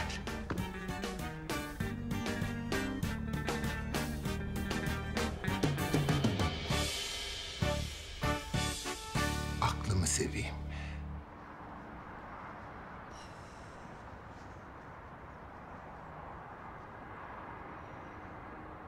Of Allah'ım, ne olur Kemal'ime bir şey olmasın lütfen ya. İyi de ben kafasına bu tavayla o kadar sert vurmadım ki. Öyle değil mi kedicik?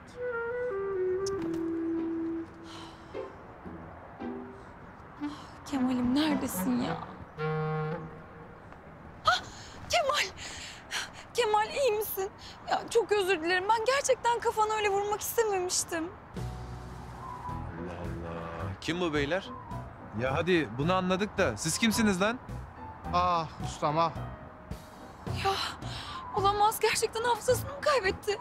Sorma Melis abla ya. Doktorun dediğine göre kısa süreli bir hafıza kaybı yaşıyormuş. Ama 1-2 haftaya düzelecekmiş. Yalnız üzerine kadar ustam son 3 yılını hatırlamayacakmış. Ne? 3 yıl mı? Kemal ne olur hatırla beni lütfen. Pardon da sizi hatırlamak zorunda mıyım? Kimsin sen ya? Kemal. Ben Melis, sevdiğin kız. Sevdiğim kız mı? Beyler ne diyor bu? Doğru mu söylüyor? Bırakın lan. Ben bu kızın neyini seveceğim? Tipim değil bir kere. Bana bak. Hafızan mı kayboldu, ne oldu bilmiyorum ama beni unutamazsın, tamam mı Kemal? Kafana bir tane vurayım istiyorsun. Sen ne yapışkan kız çıktın ya. Yürüyün lan gidelim. Allah Allah. Kemal. Kemal beni unutamazsın.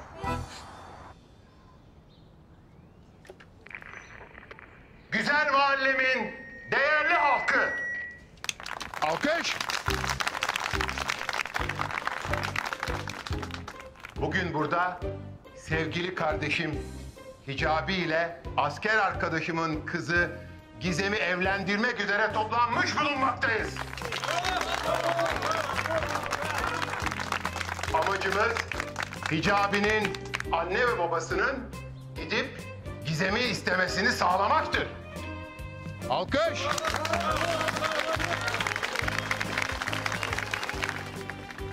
Ve şimdi muhtarımız ve ihtiyar heyetimizle birlikte doğruca Sami Efendi'nin evine gidip onu ikna etmeye çalışacağız.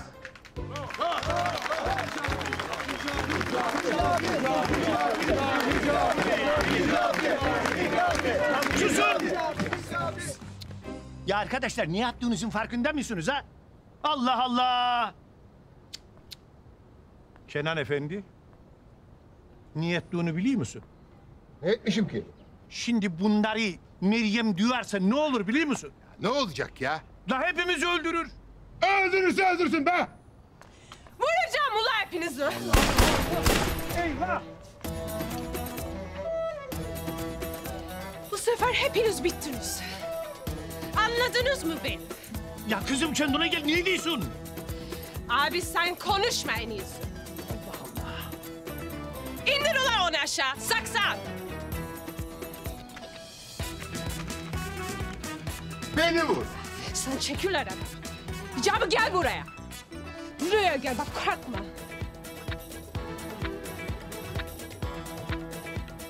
Ulan seni vuracağım. Gel buraya saklan orada aşağı. Meryem kızım Evlenemeyeceksin. Evlenemeyeceksin. Anladınız mı? Meryem ne diyorsun kızım ya? Allah! Yapma! Ya kızım çekil! Yapma!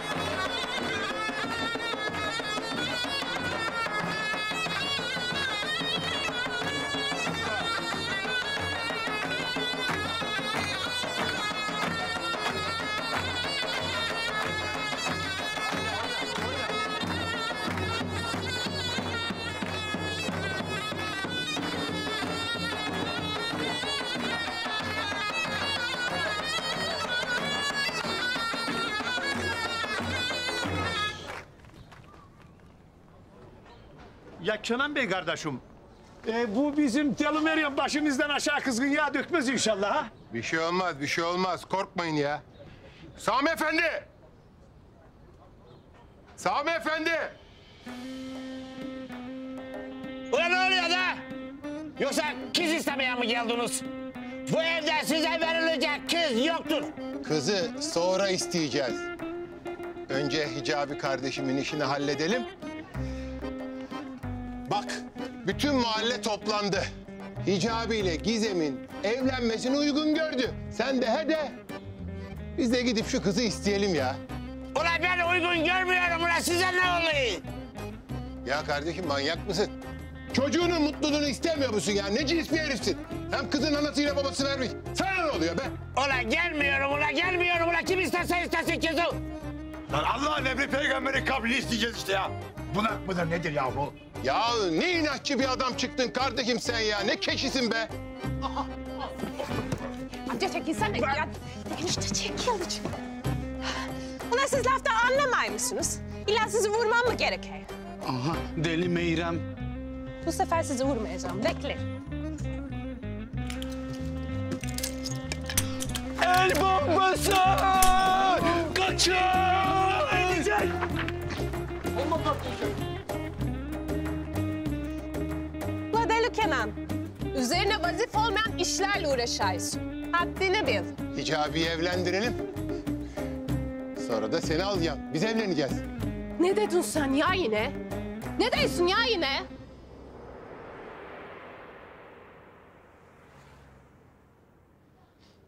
Canım, sana şöyle güzel bir yeşil çay yapayım ha? Hafızaya da çok iyi geliyormuş. Çekil be şuradan. Şşt. O da abime ne yaptı ama? Abicim, beni hatırlıyor musun? O kadar da değil be kardeşim. Sadece son 3 yıldaki gereksiz şeyleri hatırlamıyorum. Abim benim. Ya Melis sen bu adama ne yaptın ya? Resmen hafızasını silmişsin bu çocuğun ya. Ben yalnızca böyle tavayla şöyle kafasına bir vurmak istemiştim. Hafızasını silineceğini nereden bilebilirdim ki? Ne yapacağız şimdi Melis? Ha? Doktor dedi, kısa sürede hafızası yerine gelecekmiş. Kaygılanmana gerek yok Yılmaz. Altı üstü bir tava. Melisciğim ya bu çocuğun hafızası yerine gelmezse? Ha? Bu ürün değil ki geri iade edelim. Kocaman adam kim bakacak buna ya? Ay Yılmaz. İnşallah hafızası yerine gelmez de kızımı rahatsız etmez bir daha. Hiç işim gücüm yoktu, senin kızını rahatsız edeceğim. Ya abi bırak ya, iyi ki hafızam gitmiş ha. Yemin ediyorum bunun anası bundan daha gıcık. Şunun söylediklerine bak ya. İnanamıyorum. Terbiyesiz. Kemal, sen de saygılı ol biraz.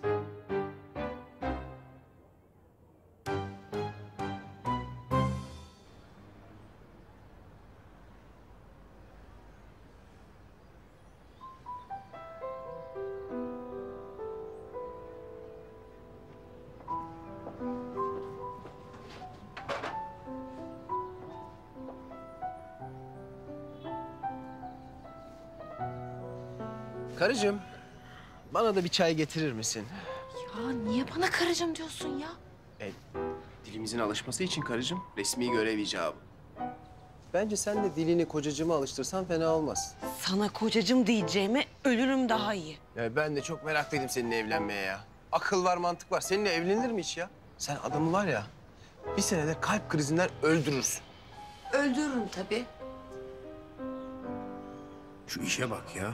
Yine sahte evlilik yapıyoruz. Şansa bak ki şu şirret kızla. Ah Zehra. Seni çok özledim. Seninle yaptığımız sahte evlilik bile çok güzeldi. Yine mi sahte evlilik ya? Hem de şu uyuzla. Ah Ziya ah. Neyse ki bunu sen görmüyorsun. Yoksa bu adamı yaşatmazdın.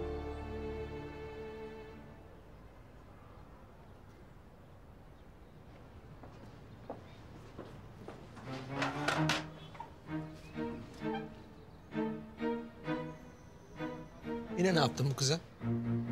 Sana ne? Karıyla kocanın arasına girmez. Öğrenemedin mi sen hala? Sen rolüne fazla kaptırdın kendini Murat Efendi. Ne yapacağız Hicabi? Annem istemeye gelmezlerse seni Hicabi'ye asla vermem diyor. Bizimkiler de Gizem'i istemeye gitmem diyorlar. Of Allah'ım ya. Allah'ım sen bize yardım et. Bu iki kulunu birbirine bağışla ya Rabbim. Amin Allah'ım. Sen büyüksün ya Rabbi. Amin.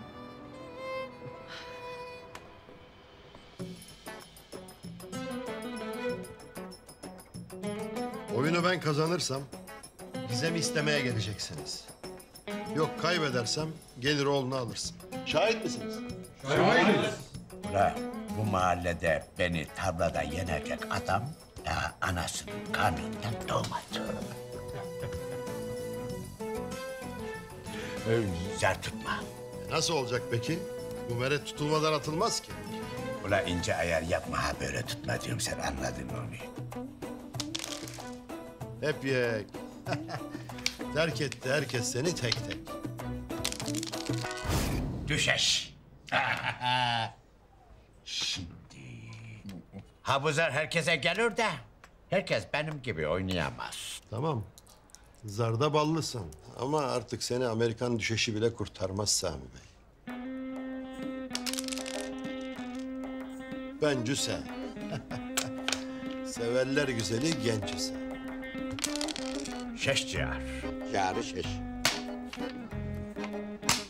Şeş ciğer. Duvara. Oyun gitti bağıra bağıra. Bunları sabah akşam yemeklerden sonra birer tane alırsın Sami'ciğim. Buyur. Çok hiç üstüne su. Evet. Sami senin gömleğin kol altı mı delinmiş? Neresi lan? Al bakayım şunu kolunun altına da gömleğinin deliğine yama olsun.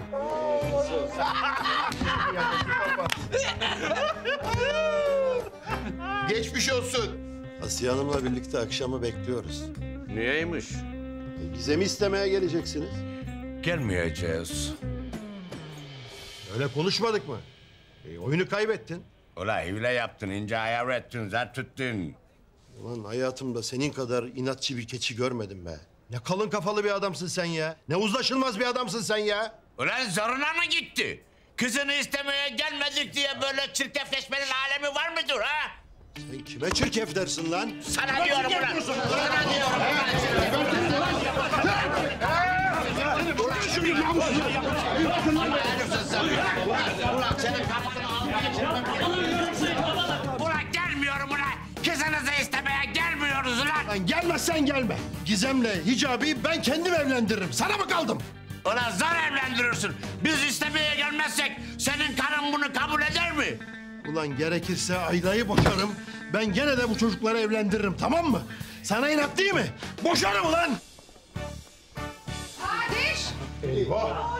Karıcığım, Sen kimi boşuyorsun? Ha? öyle şey olur mu karıcığım ya? Bu inatçı adam yüzünden Gizem'i istemeye gelmeyeceğiz dedi. Seni de ortaya attı. Biz gelmezsek senin karın buna izin vermezmiş. Evet. Doğru söylüyor. Eğer gelip kızımızı istemezlerse Gizem'i vermeyeceğim. O kadar. Sıkıysa boşa. Ama anneciğim yani sen de şu inadından bir vazgeçsen artık. Anneciğim, o kararınızı tekrar gözden geçirebilir misiniz? Çocuğum ben sana kaç kere söyleyeceğim bana anneciğim deme diye. Ha?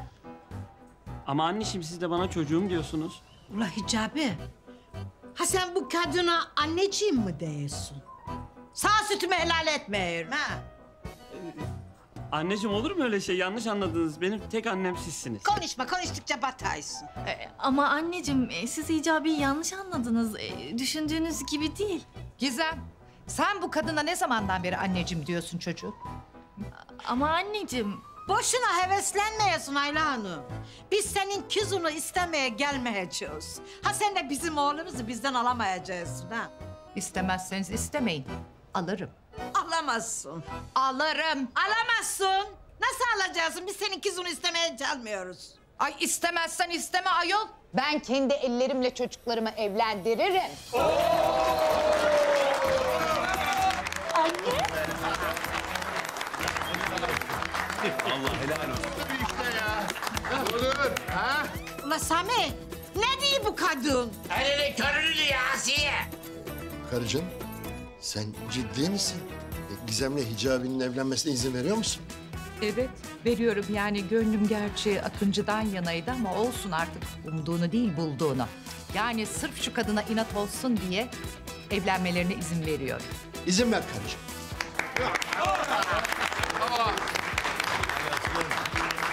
Öp bakayım annenin elini. Gel, gel. Bir saniye anneciğim.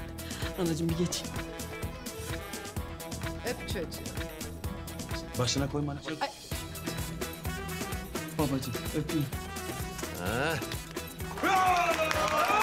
Hayırlı olsun. Öyle ya. Sevenleri ayırmayın kardeşim. Birleşsinler. Oh. Hicabi, kaptın kızı köfte. Ay, çak.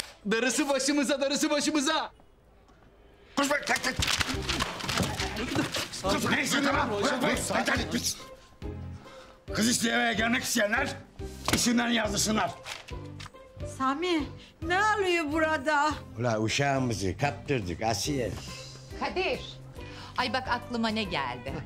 Diyorum ki yarın nişanı yapalım, sonra da düğünü yaparız. Değil mi? Yapalım karıcığım. Ama bu ikisini çağırmayalım. Ula Sami, ne diyor bu kadın? Ha bizi düğüne çağırmayacakmış, duydun mu? Ya olur mu öyle şey ya? Bu kendi uşağımızın düğününe nasıl çağırmazlar bizi? Kadir, ay aklıma bir şey daha geldi. Ya bizim böyle çocuklarımız olursa yani torunlarımız yarın öbür gün bunlara göstermeyelim ha? Göstermeyelim. Göstermeyelim karıcığım. Ay bu kadın kadın çıldırmış. Bak torunları da bize göstermeyeceğimiş Sami. Olur mu öyle şey? Ulan kendi torunlarımızı bize nasıl göstermezsiniz? Göstermeyeceğiz lan. Göstermeyeceğiz. Kızı daha istemeye gelmediniz. Torunu görmeye geleceksiniz. Göstermiyoruz lan.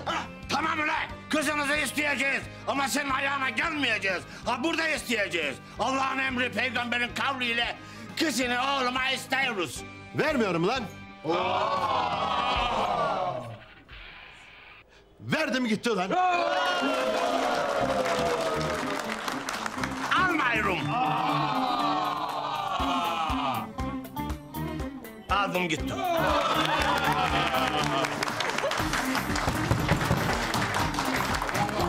Ay kızımı bu çocuğa verdim. Ali sandalye ver. Olan oldu kardeşim. Yapacak bir şey yok. Verdik abi. Veda, veda. Oh be. Hicabi Gizem'le evlensin. Ben de Deli Meryem'i alacağım. Allah'ım sana şükürler olsun ya Rabbim. Hadi bakalım. Nişan hazırlıkları başlasın. Hadi iş başına. Hadi. Anneciğim sen merak etme. Ben şimdi nişan hazırlıklarına başlıyorum. Davetiyeleri bastırıyorum. Ya arkadaşlar. Biz Deli Meryem'i unuttuk ya. Bak kazara biriniz ağzınızdan bir laf kaçırın. Vallahi buraya çalır, hepimizi vuruyor. Sami Efendi. Haçan biz Meryem'e ne diyeceğiz?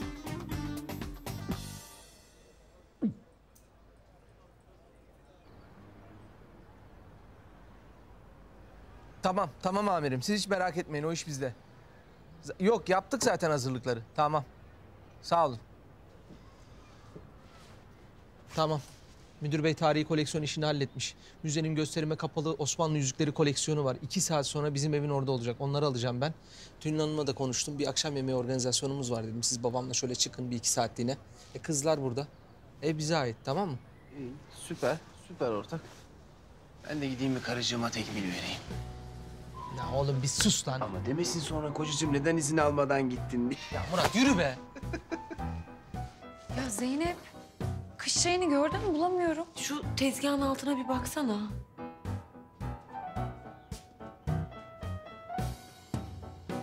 Karıcığım kolay gelsin. Benim bir işim var. Oradan da eve geçeceğim. Bilgi vereyim istedim. Bana karıcığım demedim mi ben sana ya? Ya siz kadınları anlamak hakikaten mümkün değil. Tekmil versek bir dert, vermesek bir dert. Hadi eyvallah, kaçtım ben. Ha geleceğim hemen. Özletmem fazla. Ya bir git.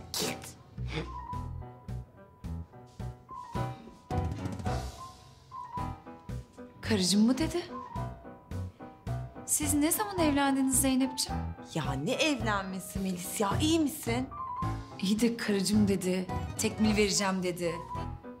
Anlayacaksın, biz yine sahte bir evlilik yaptık.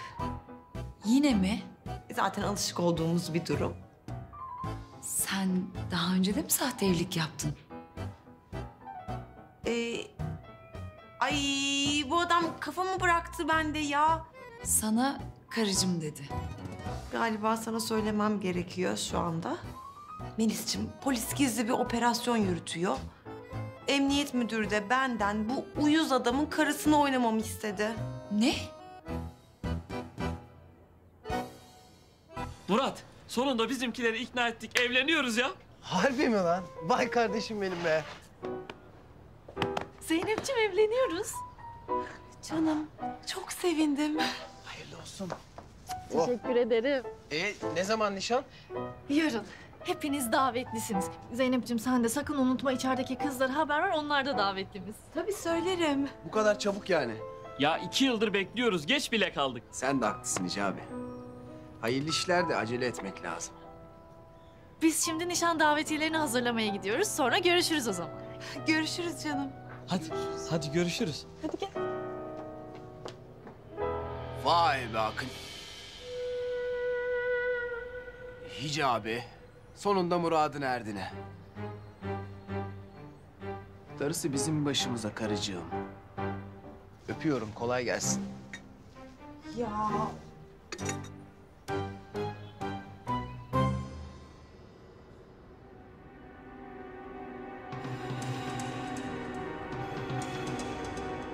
La işte beni döven adam bu.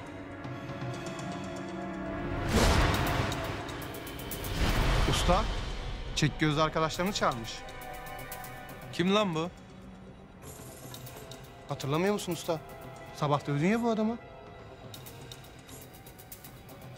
Ben bu adamı niye dövdüm? Usta, hatırlamıyor musun? Neyse, dövdüysek hak etmiştir. Bir daha döveriz. Bu sefer uzak doğudan arkadaşlarını çağırmış. Bunlar tehlikeli adamlar usta. Ulaşmayalım bunlara. Kes lan! Siz ne korkak adamlarmışsınız ya. Ben sizin nasıl ustanızmışım. Bunların içi boş görünüyor lan. Hepsini... Nereye gitti lan bunlar? Neyse. Kırılmadı kemiğini bırakmayın.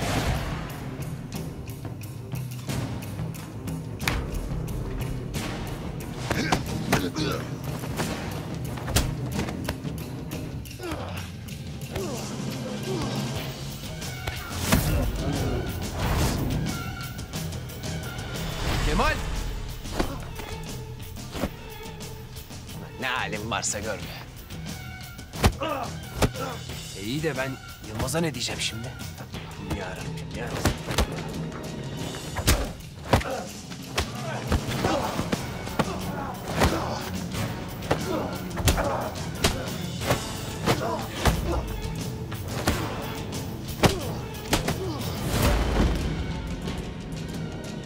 Yine geleceğim yine.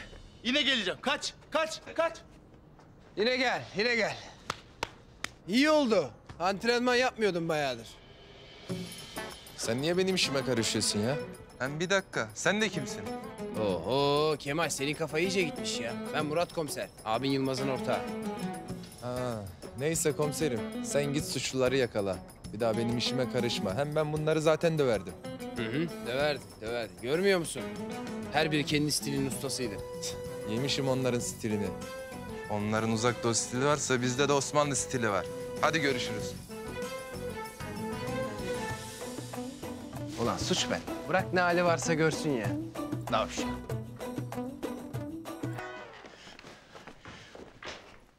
Büşra.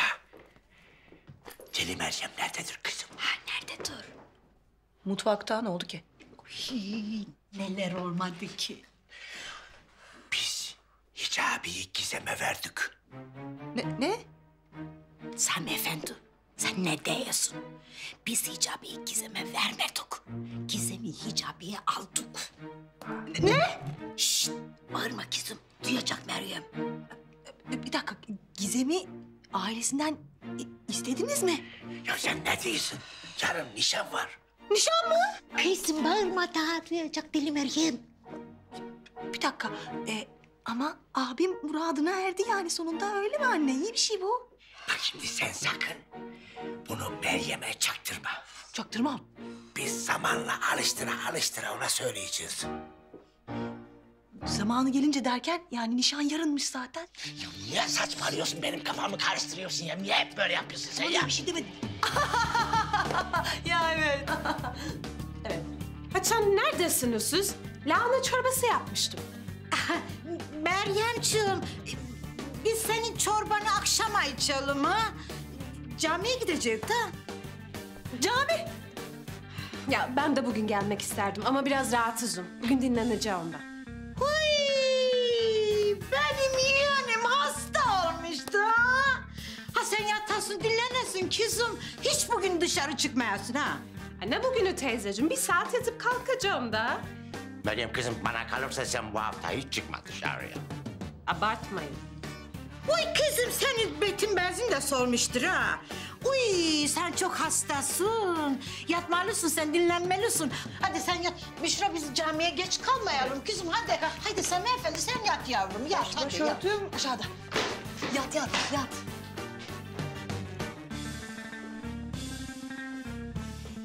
La bunlar benden bir şey mi gizler? Neyse yakında çıkar kokusu. Bismillahirrahmanirrahim. Değerli kardeşlerim, Allahu Teala'nın yarattığı her şey büyük bir düzen ve ahenk içerisindedir. Ancak dünya hayatının bir imtihan yeri olduğunu bilmeyen veya anlamak istemeyenler çıkarları uğruna başka insanların en temel hak ve hürriyetlerini kısıtlamakta, hatta onların canlarına kastetmekte bir sakınca görmemektedirler.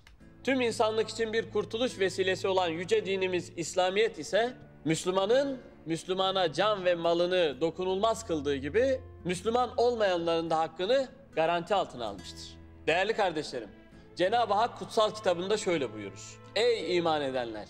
Allah için hakkı ayakta tutanlar ve adaletle şahitlik yapanlar olunuz. Bir kavme olan kininiz sizi adaletsizliğe sevk etmesin. Adaletli olun. Çünkü o takvaya daha yakındır. Allah'tan korkun. Şüphesiz Allah yaptıklarınızdan haberdardır. İşte sevgili Müslüman kardeşlerim, adalet üzerine olmak bizim en büyük değerlerimizden biridir. Tarihimiz adalet timsali olan kişilerle doludur.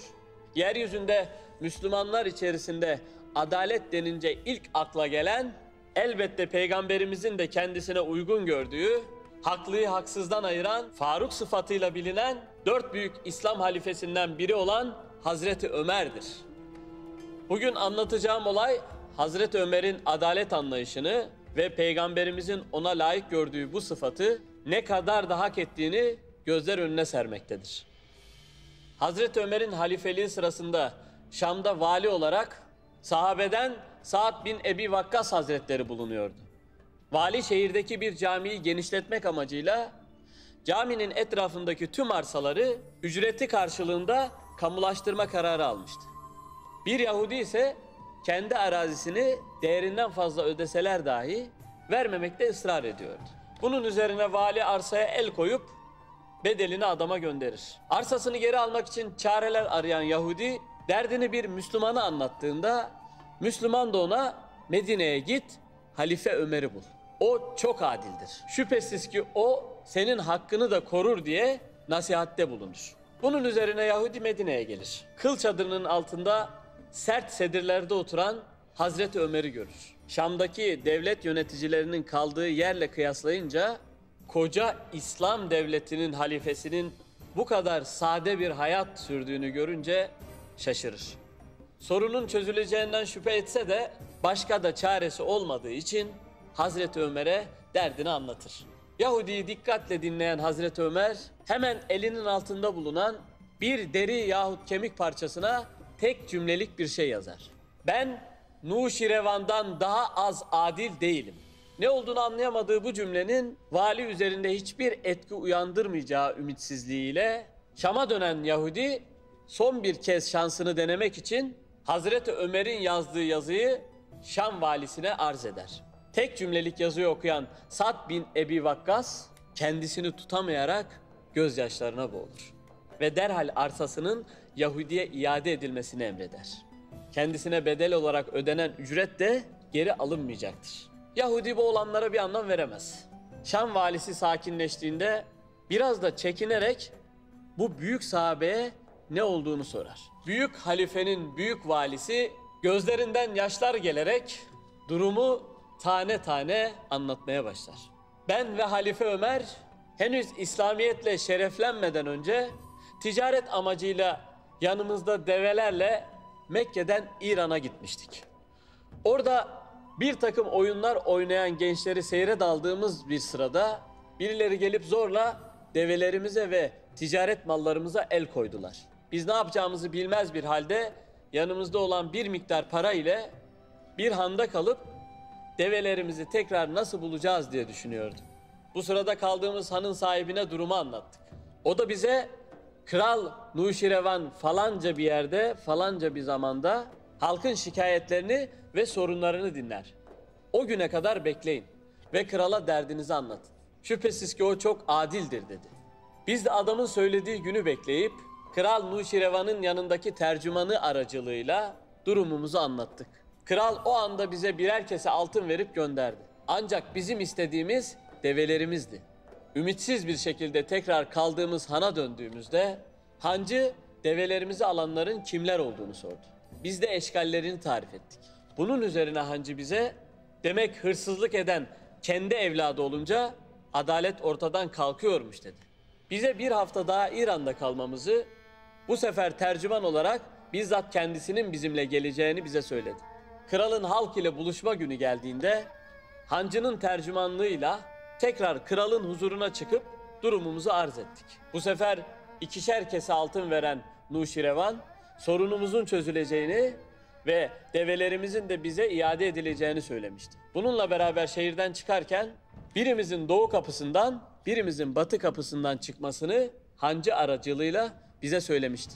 Develerimize kavuşmanın sevinci içerisindeyken develerimizin daha önceki görüşmemizde neden bize iade edilmediğini sorduğumuzda hancı develerinizi çalanların kralın oğlu ve vezirin başında olduğu bir çetenin işi olduğunu ve bize tercümanlık yapan kişinin de bunları korumak için durumumuzu krala eksik anlattığını söyledi.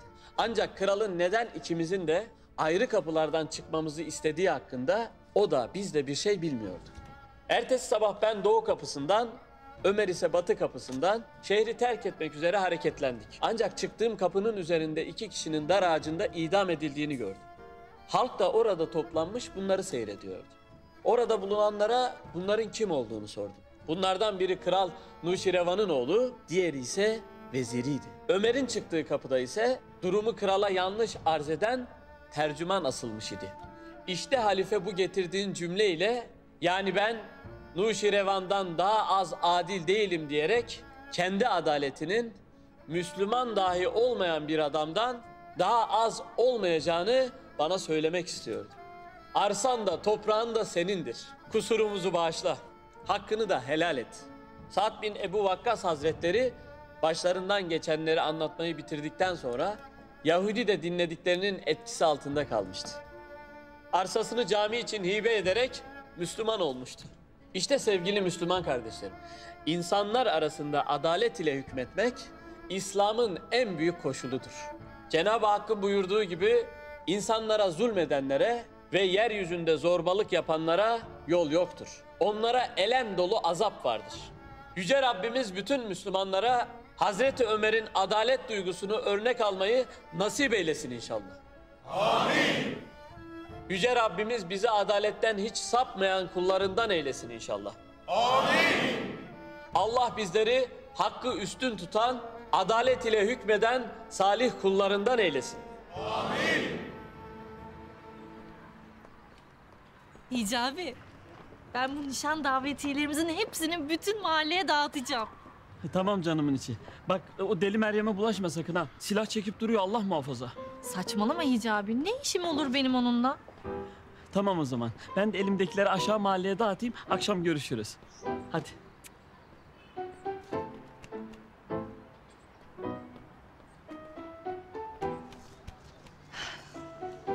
İlk davetiyeyi Deli Meryem'e vereceğim. Aşklarımızı beklerken biz. Bana da gönder, ben de paylaşacağım. Ne yapıyorsun kız benim? Aşkım sen ne yapıyorsun? Ponçik, niye çağırdın beni alelacele ha? Niye olacak canım? Hani sana söz verdiğim bir hediye vardı benim. Ne hediyesi lan? Benim niye haberim yok? Ne biçim bacanaksın oğlum, hiç haber vermiyorsun? Tabii ben Şevket gibi değilim. Harcamalarıma dikkat ediyorum. Tam 1 yıllık maaşımı biriktirerek sana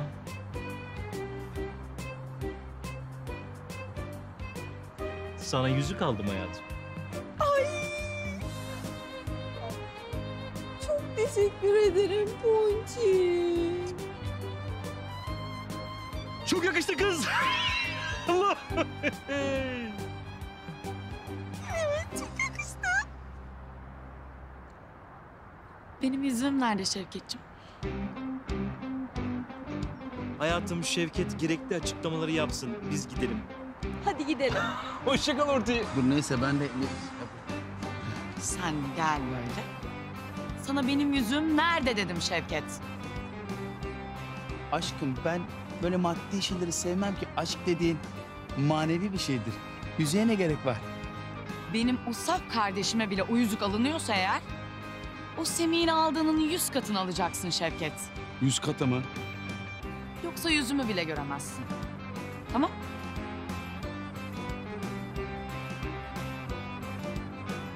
Lan ben o kadar pahalı yüzüğü nereden bulacağım şimdi ya? Şerefsiz Semih. Ha Semih! Kaç aldın lan o yüzüğü? Çok şükür bugünleri gösterdin ya Rabbim. Hah, hayırlı günler. Fikriye teyze nişanımız var, bekliyorum. Buyur. Cavidan teyze sen de buyur. Bak gelmezseniz darılırım ha.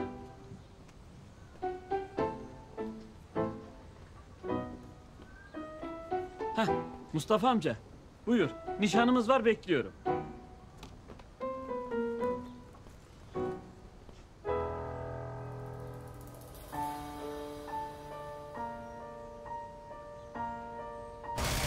Sana borcumu ödeyeceğim Murat komiser. Daha sonra ödersin Akıncı. Ne de olsa sık sık karşılaşacağız. Kim olduğumu biliyor mu yoksa?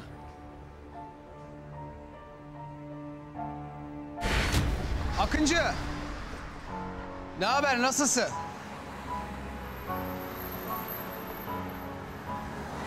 Ha, çok komiksin Cavi ya. Şaka yaptım oğlum.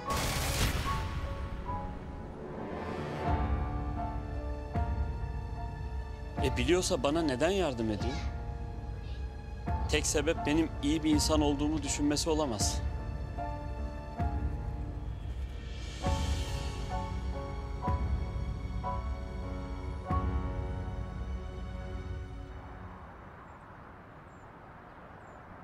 Ya abiler benim anlamadım. Şimdi Deli Meyrem durumu öğrenince ne olacak? Ne olacak? Kefenleri hazırlayacak. O kadar yani. Ulan Deli Meyrem dedik kendisi peydah oldu ya. Adını anmamak lazım bu kızın. Adına baksana. Sen de geldi. Hoş geldin. Bu nedir la? Nişan davetiyesi tatlım. Sen de bizim mahalleden sayılırsın artık. Davetlisin. Ne diyorsun lan sen? Oku şekerim, oku.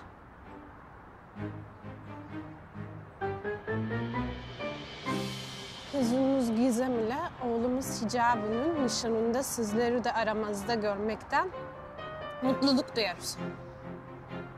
Bu nedir la? Anlamıyor musun şekerim? Hicabi benimle evleniyor, seninle değil. Kızım sen kafayı mı yedin?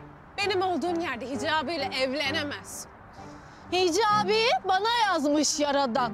Bunu cümle alem böyle bilsin. Sen kara kedi çekil aradan, yoksa sinek gibi ezilirsin. Hicabi ile Meryem'in aşkı dillere düşecek. Biz ederken aşkı meşgul. Ha, bu kavak ağacının bir tarafları şişecek. İşte bu nişan davetiyemiz. Al Meryem'cim, hatıra diye saklarsın. Biz nişanda oynarken hepimiz, sen de çatır çatır çatlarsın. Bu kahkahaların kalır kursağında. Yakındır ağlayacağım günler. Bu söyleyeceklerimi sakın unutma. Son gülen Meryem hep iyi güler. Daha dün gelmişsin Trabzon'dan. Nasıl 2 günde Hicabi'mi seversin? Ben düğün pastamı yerken sen de ancak horon tepersin. Veresiye satan kâr etmez. Meryem Hicabi'yi yar etmez. Elma soyulur bıçakla, dön Trabzon'a uçakla. Kızdırma deliği topuğuna yersin mermiyi. Deliden korksaydık dünyaya gelmezdik. Statüye takılsaydık müezzin sevmezdik. Bulaşma bana, sarsılırsın. Soğukta gezme, çarpılırsın. Arkadaşın çok olur, zor gününde yok olur. Benden sana bir tavsiye. Aklın varsa tek takıl. Duanla yaşamadım ki bedduanla öleyim. Hicabi'ye yan gözle baktığını sakın görmeyeyim. Yaz ayları serindir. Beşik kertmem benimdir. Dillere destan endamı, billboardlara basarım sevdamı. Mısır unundan ekmek, yanına da lahana. Beşik kertmeme sulanırsan mermiyi yersin kafana. Aşkıma sözler kifayetsiz, hayat geçmez hicabisiz. Fırında severim kestaneyi, kaptırmam hicabi. Gizem, gizem, gizem, gizem, gizem, gizem, gizem, gizem. Zalimin silahı varsa sevenin de Allah'ı var. Al bu davetiye sende kalsın, yarına nişanımız var. Git lan!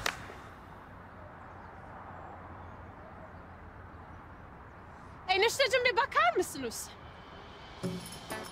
Evet siz ikiniz. Ya daha bunu nasıl yaparsınız ya? O kızla Hicabi nasıl evlendirirsiniz? Kızım, bize buyu yaptılar. Doğru söyler.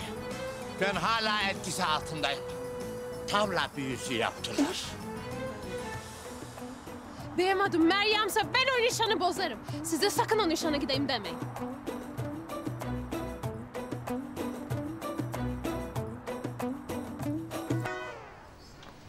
İyi günler.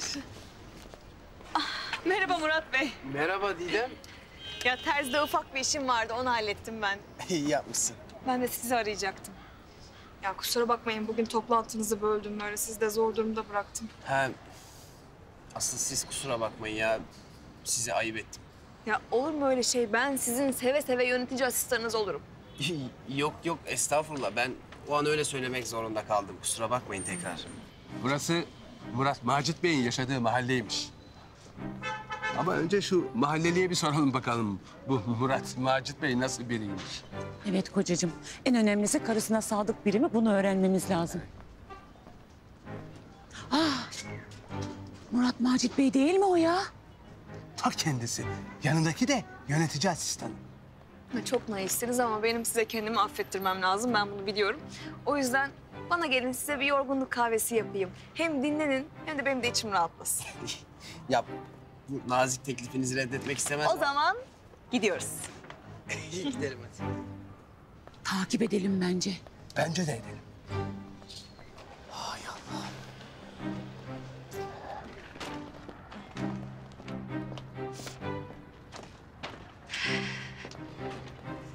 Ya Didem Hanım, ben daha sonra gelsem. Benim önemli bir işim vardı da şimdi hatırladım. Ama söz verdiniz. Yani şimdi Murat Bey, sizin kendinize ayıracak bir 5 dakikanız yok mu? Pekala. Utanmaz herif. O güzelim karısını aldatıyormuş. Hem de asistanıyla.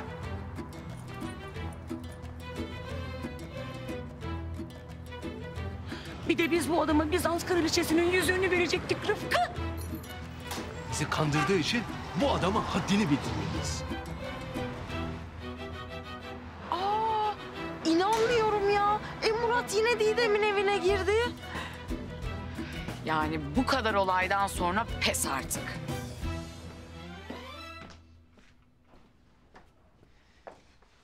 Teşekkür ederim. Rica ederim.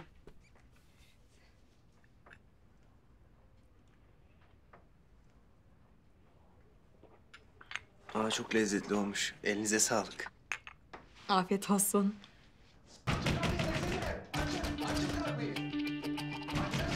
Eyvah, basıldık. Allah'a basıldık. Ne? Bu adam yine o kadının evine mi girdi? Zeynep. Ya bize ne? Ne demek bize ne Yılmaz ya? Yani bunlar operasyon tehlikeye atacak.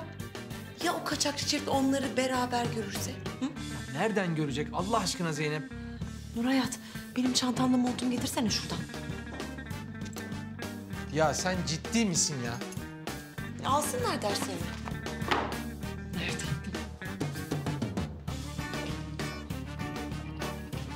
Ya biraz kitap okuyun, kitap.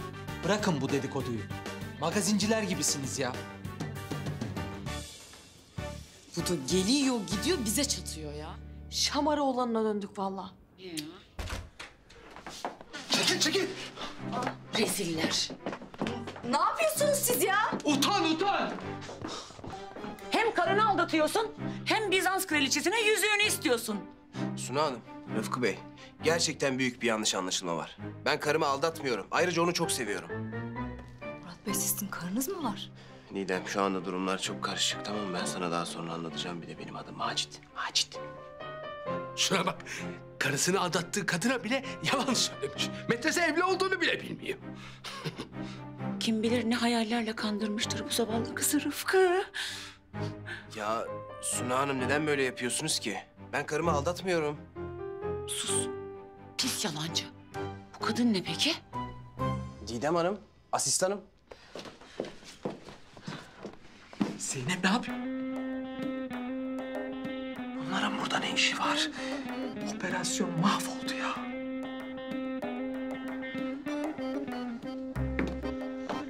Ah Zeynep Hanım, kocanız olacak bu adam.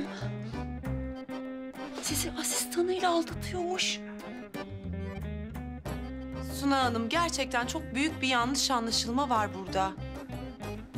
Kocam Macit beni asla aldatmaz.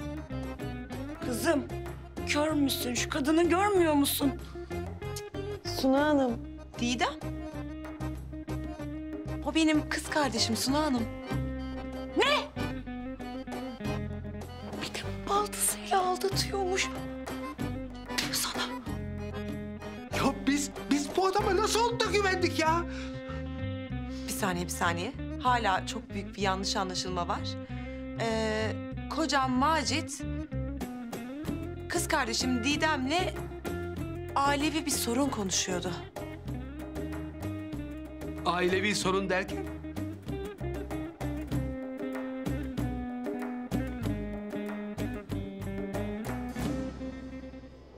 Neden bu adama bakıyorsunuz Zeynep Hanım? Evet, gerçekten. Kim bu adam? Tanıştırayım. Yılmaz Bey, kız kardeşim Didem'in kocası. Ne?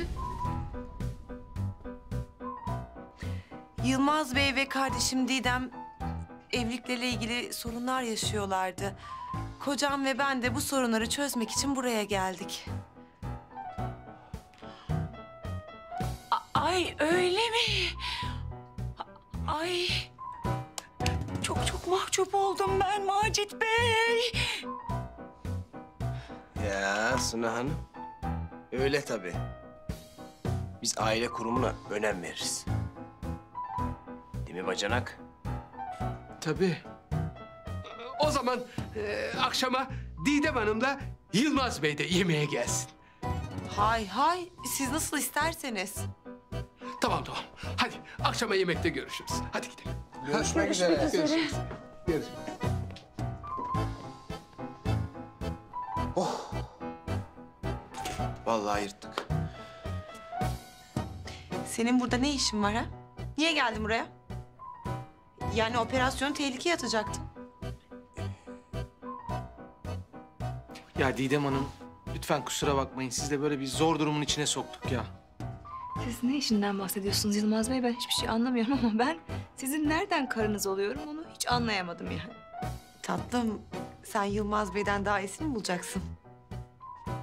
Tamam yeter. Birisi bana burada ne olduğunu anlatabilir mi? Hı?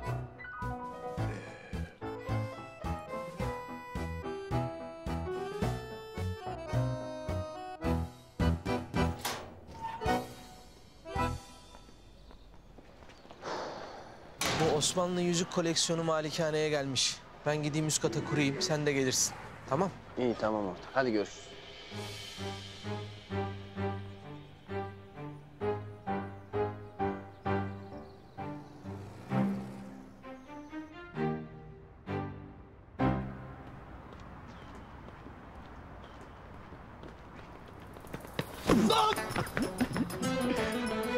Komik mi bu şimdi? Değil. Kardeşim ne yaptım bilmiyorum. Kafam bulanık. Bana bir yardım et be. Ne oldu? Ne istiyorsun? Bana o yüzüklerden çalsana. Ne yüzüğü oğlum? Osmanlı yüzüğü. Yılmaz sana söylerken duydum. Hadi be bir tane çalsana be. Ya operasyonun içindeyim. Malikaneye yetişmem lazım. Geç kaldım. Yürü. Kardeşim aşk beş davaları bana yardım etmen lazım. Ne olursun Semih Şeref. Sizin oraya pahalı bir yüzük almış. Benimki de bana almazsan yüzüne bakmam diyor. Fenalardayım kardeşim. Ne olursun. Bir tanecik çal bak. Bir tane. Oğlum senin için Osmanlı yüzüğü mü çalacağım? Manyak mısın sen? Şevket sen kendini iyice salak salak yaptın ha. Bak seni buralarda görmeyeyim ha. Defol. Sen defol lan. Defol deyip kendin gidiyorsun. Yemişim kertenkelesini ya. Kendimize yeteriz kardeşim.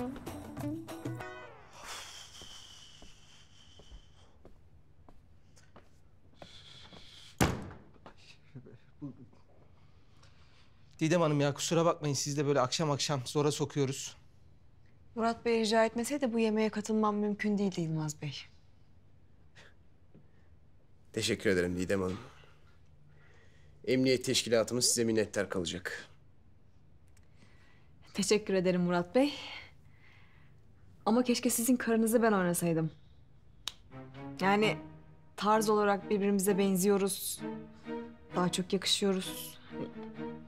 İnandırıcı olur diye söylüyorum ben. Evet vallahi çok haklı. Değil mi Zeynep? Ama ne yapalım hani böyle oldu madem. Yani umarım hani kaçakçı çift sizin sahte karı koca olduğunuzu anlamaz. Hani derdim o. Yani umarım değil mi? İnşallah, inşallah. İyi oynarlar umarım. Umarım.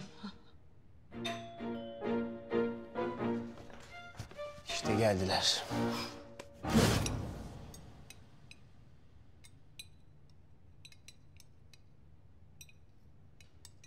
Murat Macit Bey, gerçekten çok güzel bir eviniz varmış. Teşekkür ederim Rıfkı Bey. Bu akşam ne kadar şık ve güzelsiniz Zeynep Hanım. Teşekkür ederim Suna Hanım. Didem Hanım, siz nasılsınız? Kocanızla aranızdaki problemi çözebildiniz mi? Çözdük evet. Çözdük. Çok iyiyiz biz değil mi? Tabii barıştık biz. Abla kardeş iyi anlaşıyorsunuz değil mi? Aranızda bir sıkıntı yok. Tabii. Biz birbirimizi çok severiz. Evet. Ablam benim bir üstüme titrer. Anlatamam. Görüyor musun kocacığım? İki mutlu çiftle bu masada yemek yiyoruz. Ne sıcak bir aile tablosu değil mi? Evet ya karıcığım. Karıcığım, şu tuzluğu verir misin? Buyur kocacığım. Çok teşekkür ediyorum karıcığım. Şu karabiberi uzatır mısın karıcığım? Kendin al kocacığım. Zeynepciğim, ekmeği uzatır mısın? Karından iste Yılmazcığım. Karıcığım, ekmeği uzatır mısın? Ablacığım, ekmeği uzatır mısın? Kocacığım, şu ekmeği baldızını uzatır mısın? Tabii ki karıcığım. Teşekkür ederim kocacığım. Enişteciğim. Teşekkür ederim karıcığım. Rica ederim enişteciğim. Ay kocacığım. Şu bardağa su doldurur musun kocacığım? Tabii karıcığım. Ben de alabilir miyim? Tabii ki karıcığım. Oğlum o benim karım lan. Pardon bacanak ya. Ne duruyorsun? Doldursana kocacığım. Afiyet olsun karıcığım. Kaç yıldır evlisiniz Murat Macit Beyciğim? 5.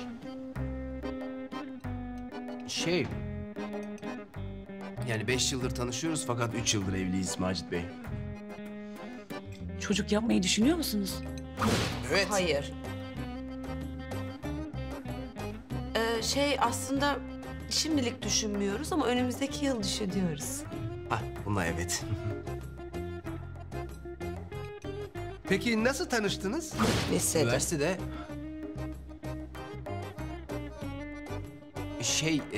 biz aynı lisede okuyorduk da tanışmıyorduk. Üniversitede tanıştık değil mi karıcığım? Ay ne kadar uyumlu bir çift değil mi kocacığım? Evet ya karıcığım, evet. Murat Macit Beyciğim, bu güzelim yemek için size çok teşekkür ediyorum. Rica ediyorum, afiyet olsun. Bir şey soracağım. Koleksiyonu görebilecek miyiz acaba? Tabii, buyurun.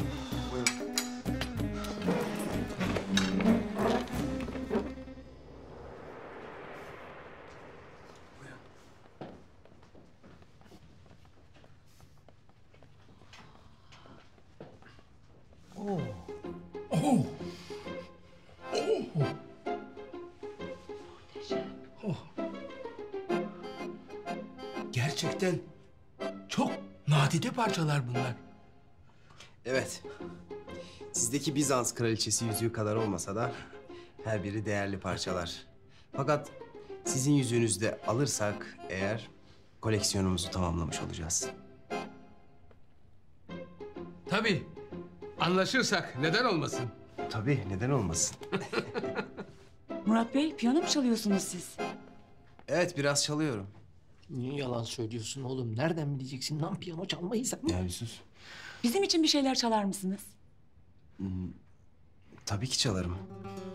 Oğlum berbat edeceksin her şeyi ya. Ne yapıyorsun sen ya? Sen ne anlarsın piyano çalmaktan? Şimdi anlayacaklar yalan söylediğini.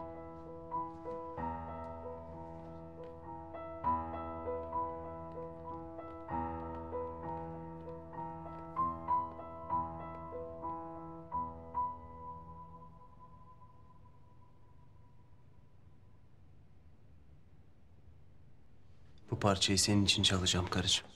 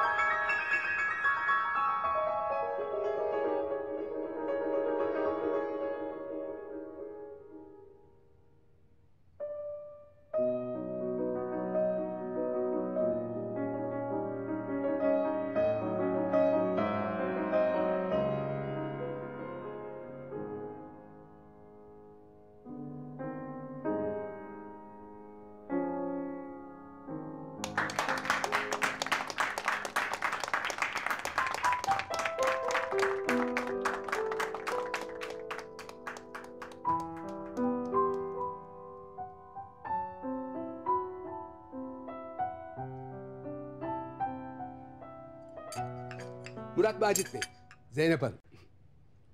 Ailenizi yakından tanımak istedik. Uyumlu bir çift olup olmadığınızı da biraz gözlemlemek istedik. Sonunda bir karara vardık. Size bu yüzüğü satacağız. Yarın bizim belirlediğimiz bir yerde size teslimatı yapacağız. Oh, nihayet. Fakat bir şartımız var Murat Macit Bey. Şart mı? Ne şartı? Karınızla aranızda bir mesafe ve soğukluk hissettik. Aha, yok ne soğukluğu ne mesafesi ya, olur mu öyle şey? Bakın çok iyiyiz biz. Değil mi karıcığım? Burada karınızı öperseniz size yüzüğü satacağız. Ne? Evet, öpün karınızı Murat Macit Bey. Ya Rıfkı Bey, oluyor mu şimdi burada Rıfkı Bey? Yeri değil. Yani yeri değil. Ayrıca ablamla eniştem. Yani gözümüzün önünde ayıp. O zaman biz de yüzüğü satmayız. Sapık mıdır nedir ya? Ağzını yüzünü dağıtacağım şimdi. Tamam, tamam. Tamam, istediğiniz bir öpücük olsun ya. Öpeceğim. Tamam, öpeceğim. Oh. Öptüm, anlaştık mı? Bu ne ya? Bu öpücük mü şimdi? Lütfen karınızı öper misiniz Murat Macit Bey? Hanımefendi ama ayıp olmuyor mu? Siz de kocanızı öpün. Ben kocamın şimdi niye öpüyorum ki durduk yere? O zaman karışmayın. Hadi Murat Macit Bey öpün, bekliyoruz. Tamam. Tamam. Öpeceğim. Karıcığım. Lütfen kalkar mısın?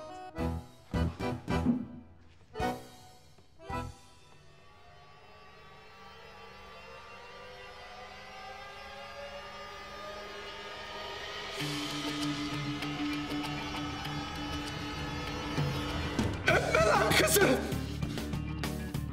Başlarım lan operasyonuna. Polis! Kalksana ya. Ayağa kalk. Kalk. Ben seni dışarıda öpeceğim. Gel. Ne yapıyorsun oğlum sen? Sakın. Fırsatçı. Bir dakika, bir yanlış anlaşma var. Ya yürü hadi abicim, yürü ya. Ben bir iş adamıyım. Ben gel davranamazsın. Sapık. Ben sana kolumu. Bırak. Avukatımla görüşmek Lan istiyorum. geç geleceğim. Avukatımı aramak. Ya getireceğim ben senin avukatını da. Ne yapıyorsun oğlum sen? Daha yüzüğü alamadık. Adamlar yüzüğün yerini söyler mi hiç? Ne yapsaydım? Zeynep'i öpmeni mi izleseydim? Oğlum sen nasıl pis kıskanç bir adam oldun ya? Hadi Taceddin ya. Hadi Taceddin. Güzel geceydi, güzel. İyi eğlendik. Hadi. Yılmaz, bu polis aracı da ne böyle? Tülin Hanımcığım, ben size söyledim ya, emniyetten arkadaşlar gelecek. Küçük bir akşam yemeği yapacağız aramızda. Allah Allah.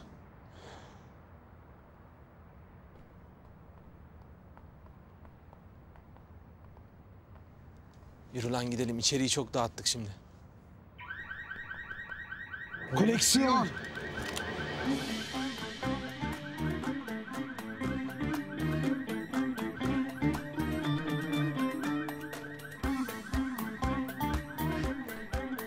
Bunlar hepsi güzel. Hangisini alacağım ya? Ay olsun. Güzel.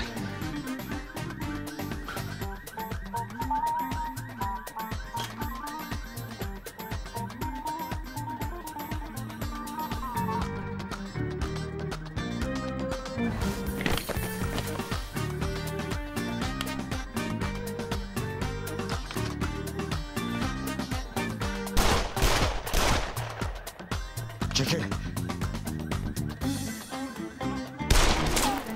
Çekil, onu ben vuracağım.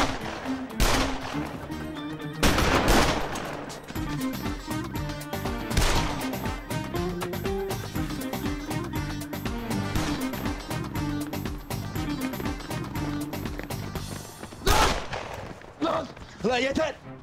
Ulan benim ben. Ne yapıyorsun? Geberteceğim seni. Geberteceğiz zaten. Ateş edip duruyorsun. Ne yapıyorsun ya? Oğlum ben sana Osmanlı yüzüklerinden uzak dur demedim mi? Ya kardeşim, indir şunu. Delirdin mi ya? Kafama dayıyorsun silahı ya. Ne yapıyorsun? Bir tane alsam ne olurdu? Ölür müydün yani? Bir daha benim başımı belaya sokarsan kendi ellerimle içeri atarım seni ha. Hadi. Ya çok bozuldun sen ya. Çok bozuldun ya. Hele. Oğlum ne yapıyorsun ya? Oğlum sıkarım ha. Yeter! Ulan Şevket.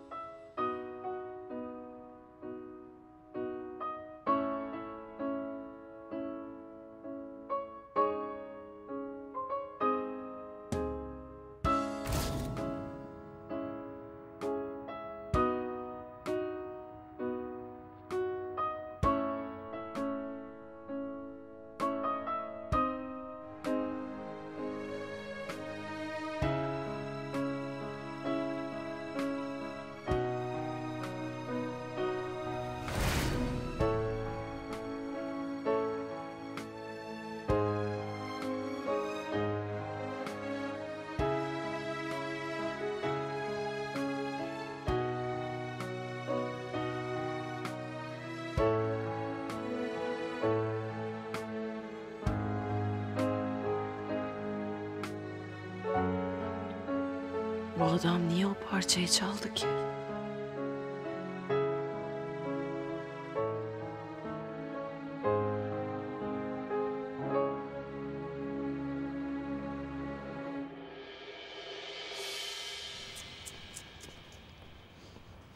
Ulan Yılmaz. Ulan Yılmaz.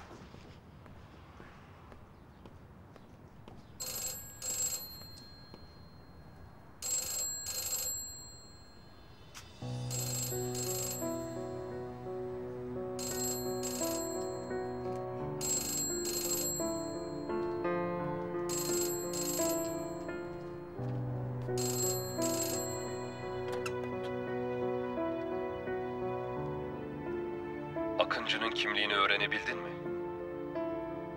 Hayır. Bize yalan söyleme kertenkele. Akıncı'nın kim olduğunu biliyorsun ama bizden gizliyorsun. Tekrar soruyorum. Akıncı kim? Bunu size söylemeyeceğim. Akıncı kimliğinin bilinmesini istemiyorum. Buna saygı duyun. Ayrıca o işinize yaramaz. Çünkü sevdiği bir kız var. Bize gerçekten de Akıncı'nın kim olduğunu söylemeyeceğine emin misin? Evet. Peki sana Zehra Şanlı dersek ne diyeceksin?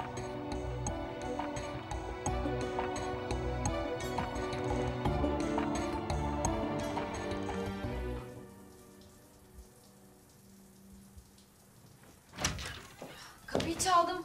Duymadın ama. Zeynep?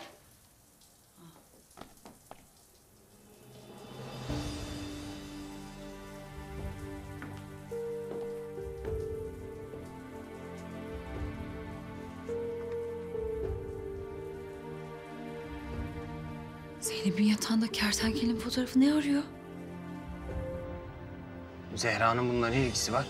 Akıncı'nın kim olduğunu bize söylersen 2 yıldır gizlediğimiz bir bilgiyi seninle paylaşırız. Ne demek istiyorsunuz? Zehra Şanlı yaşıyor.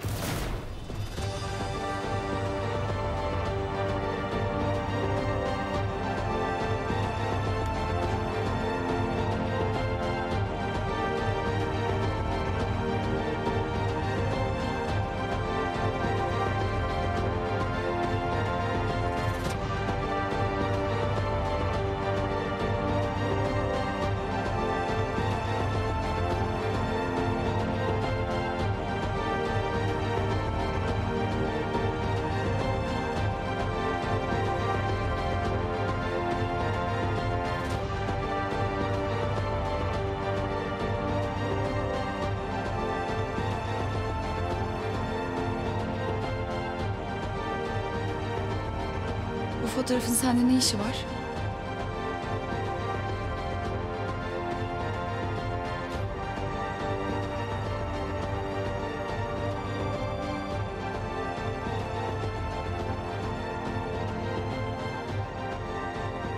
Hayır. Yalan söylüyorsunuz. Biz asla yalan söylemeyiz kertenkele. Bunu herkesten iyi sen bilirsin. Bu nasıl olur? Sana verdiğimiz göreve odaklanabilmen için Zehra Şanlı'nın yaşadığını senden 2 yıl boyunca gizledik.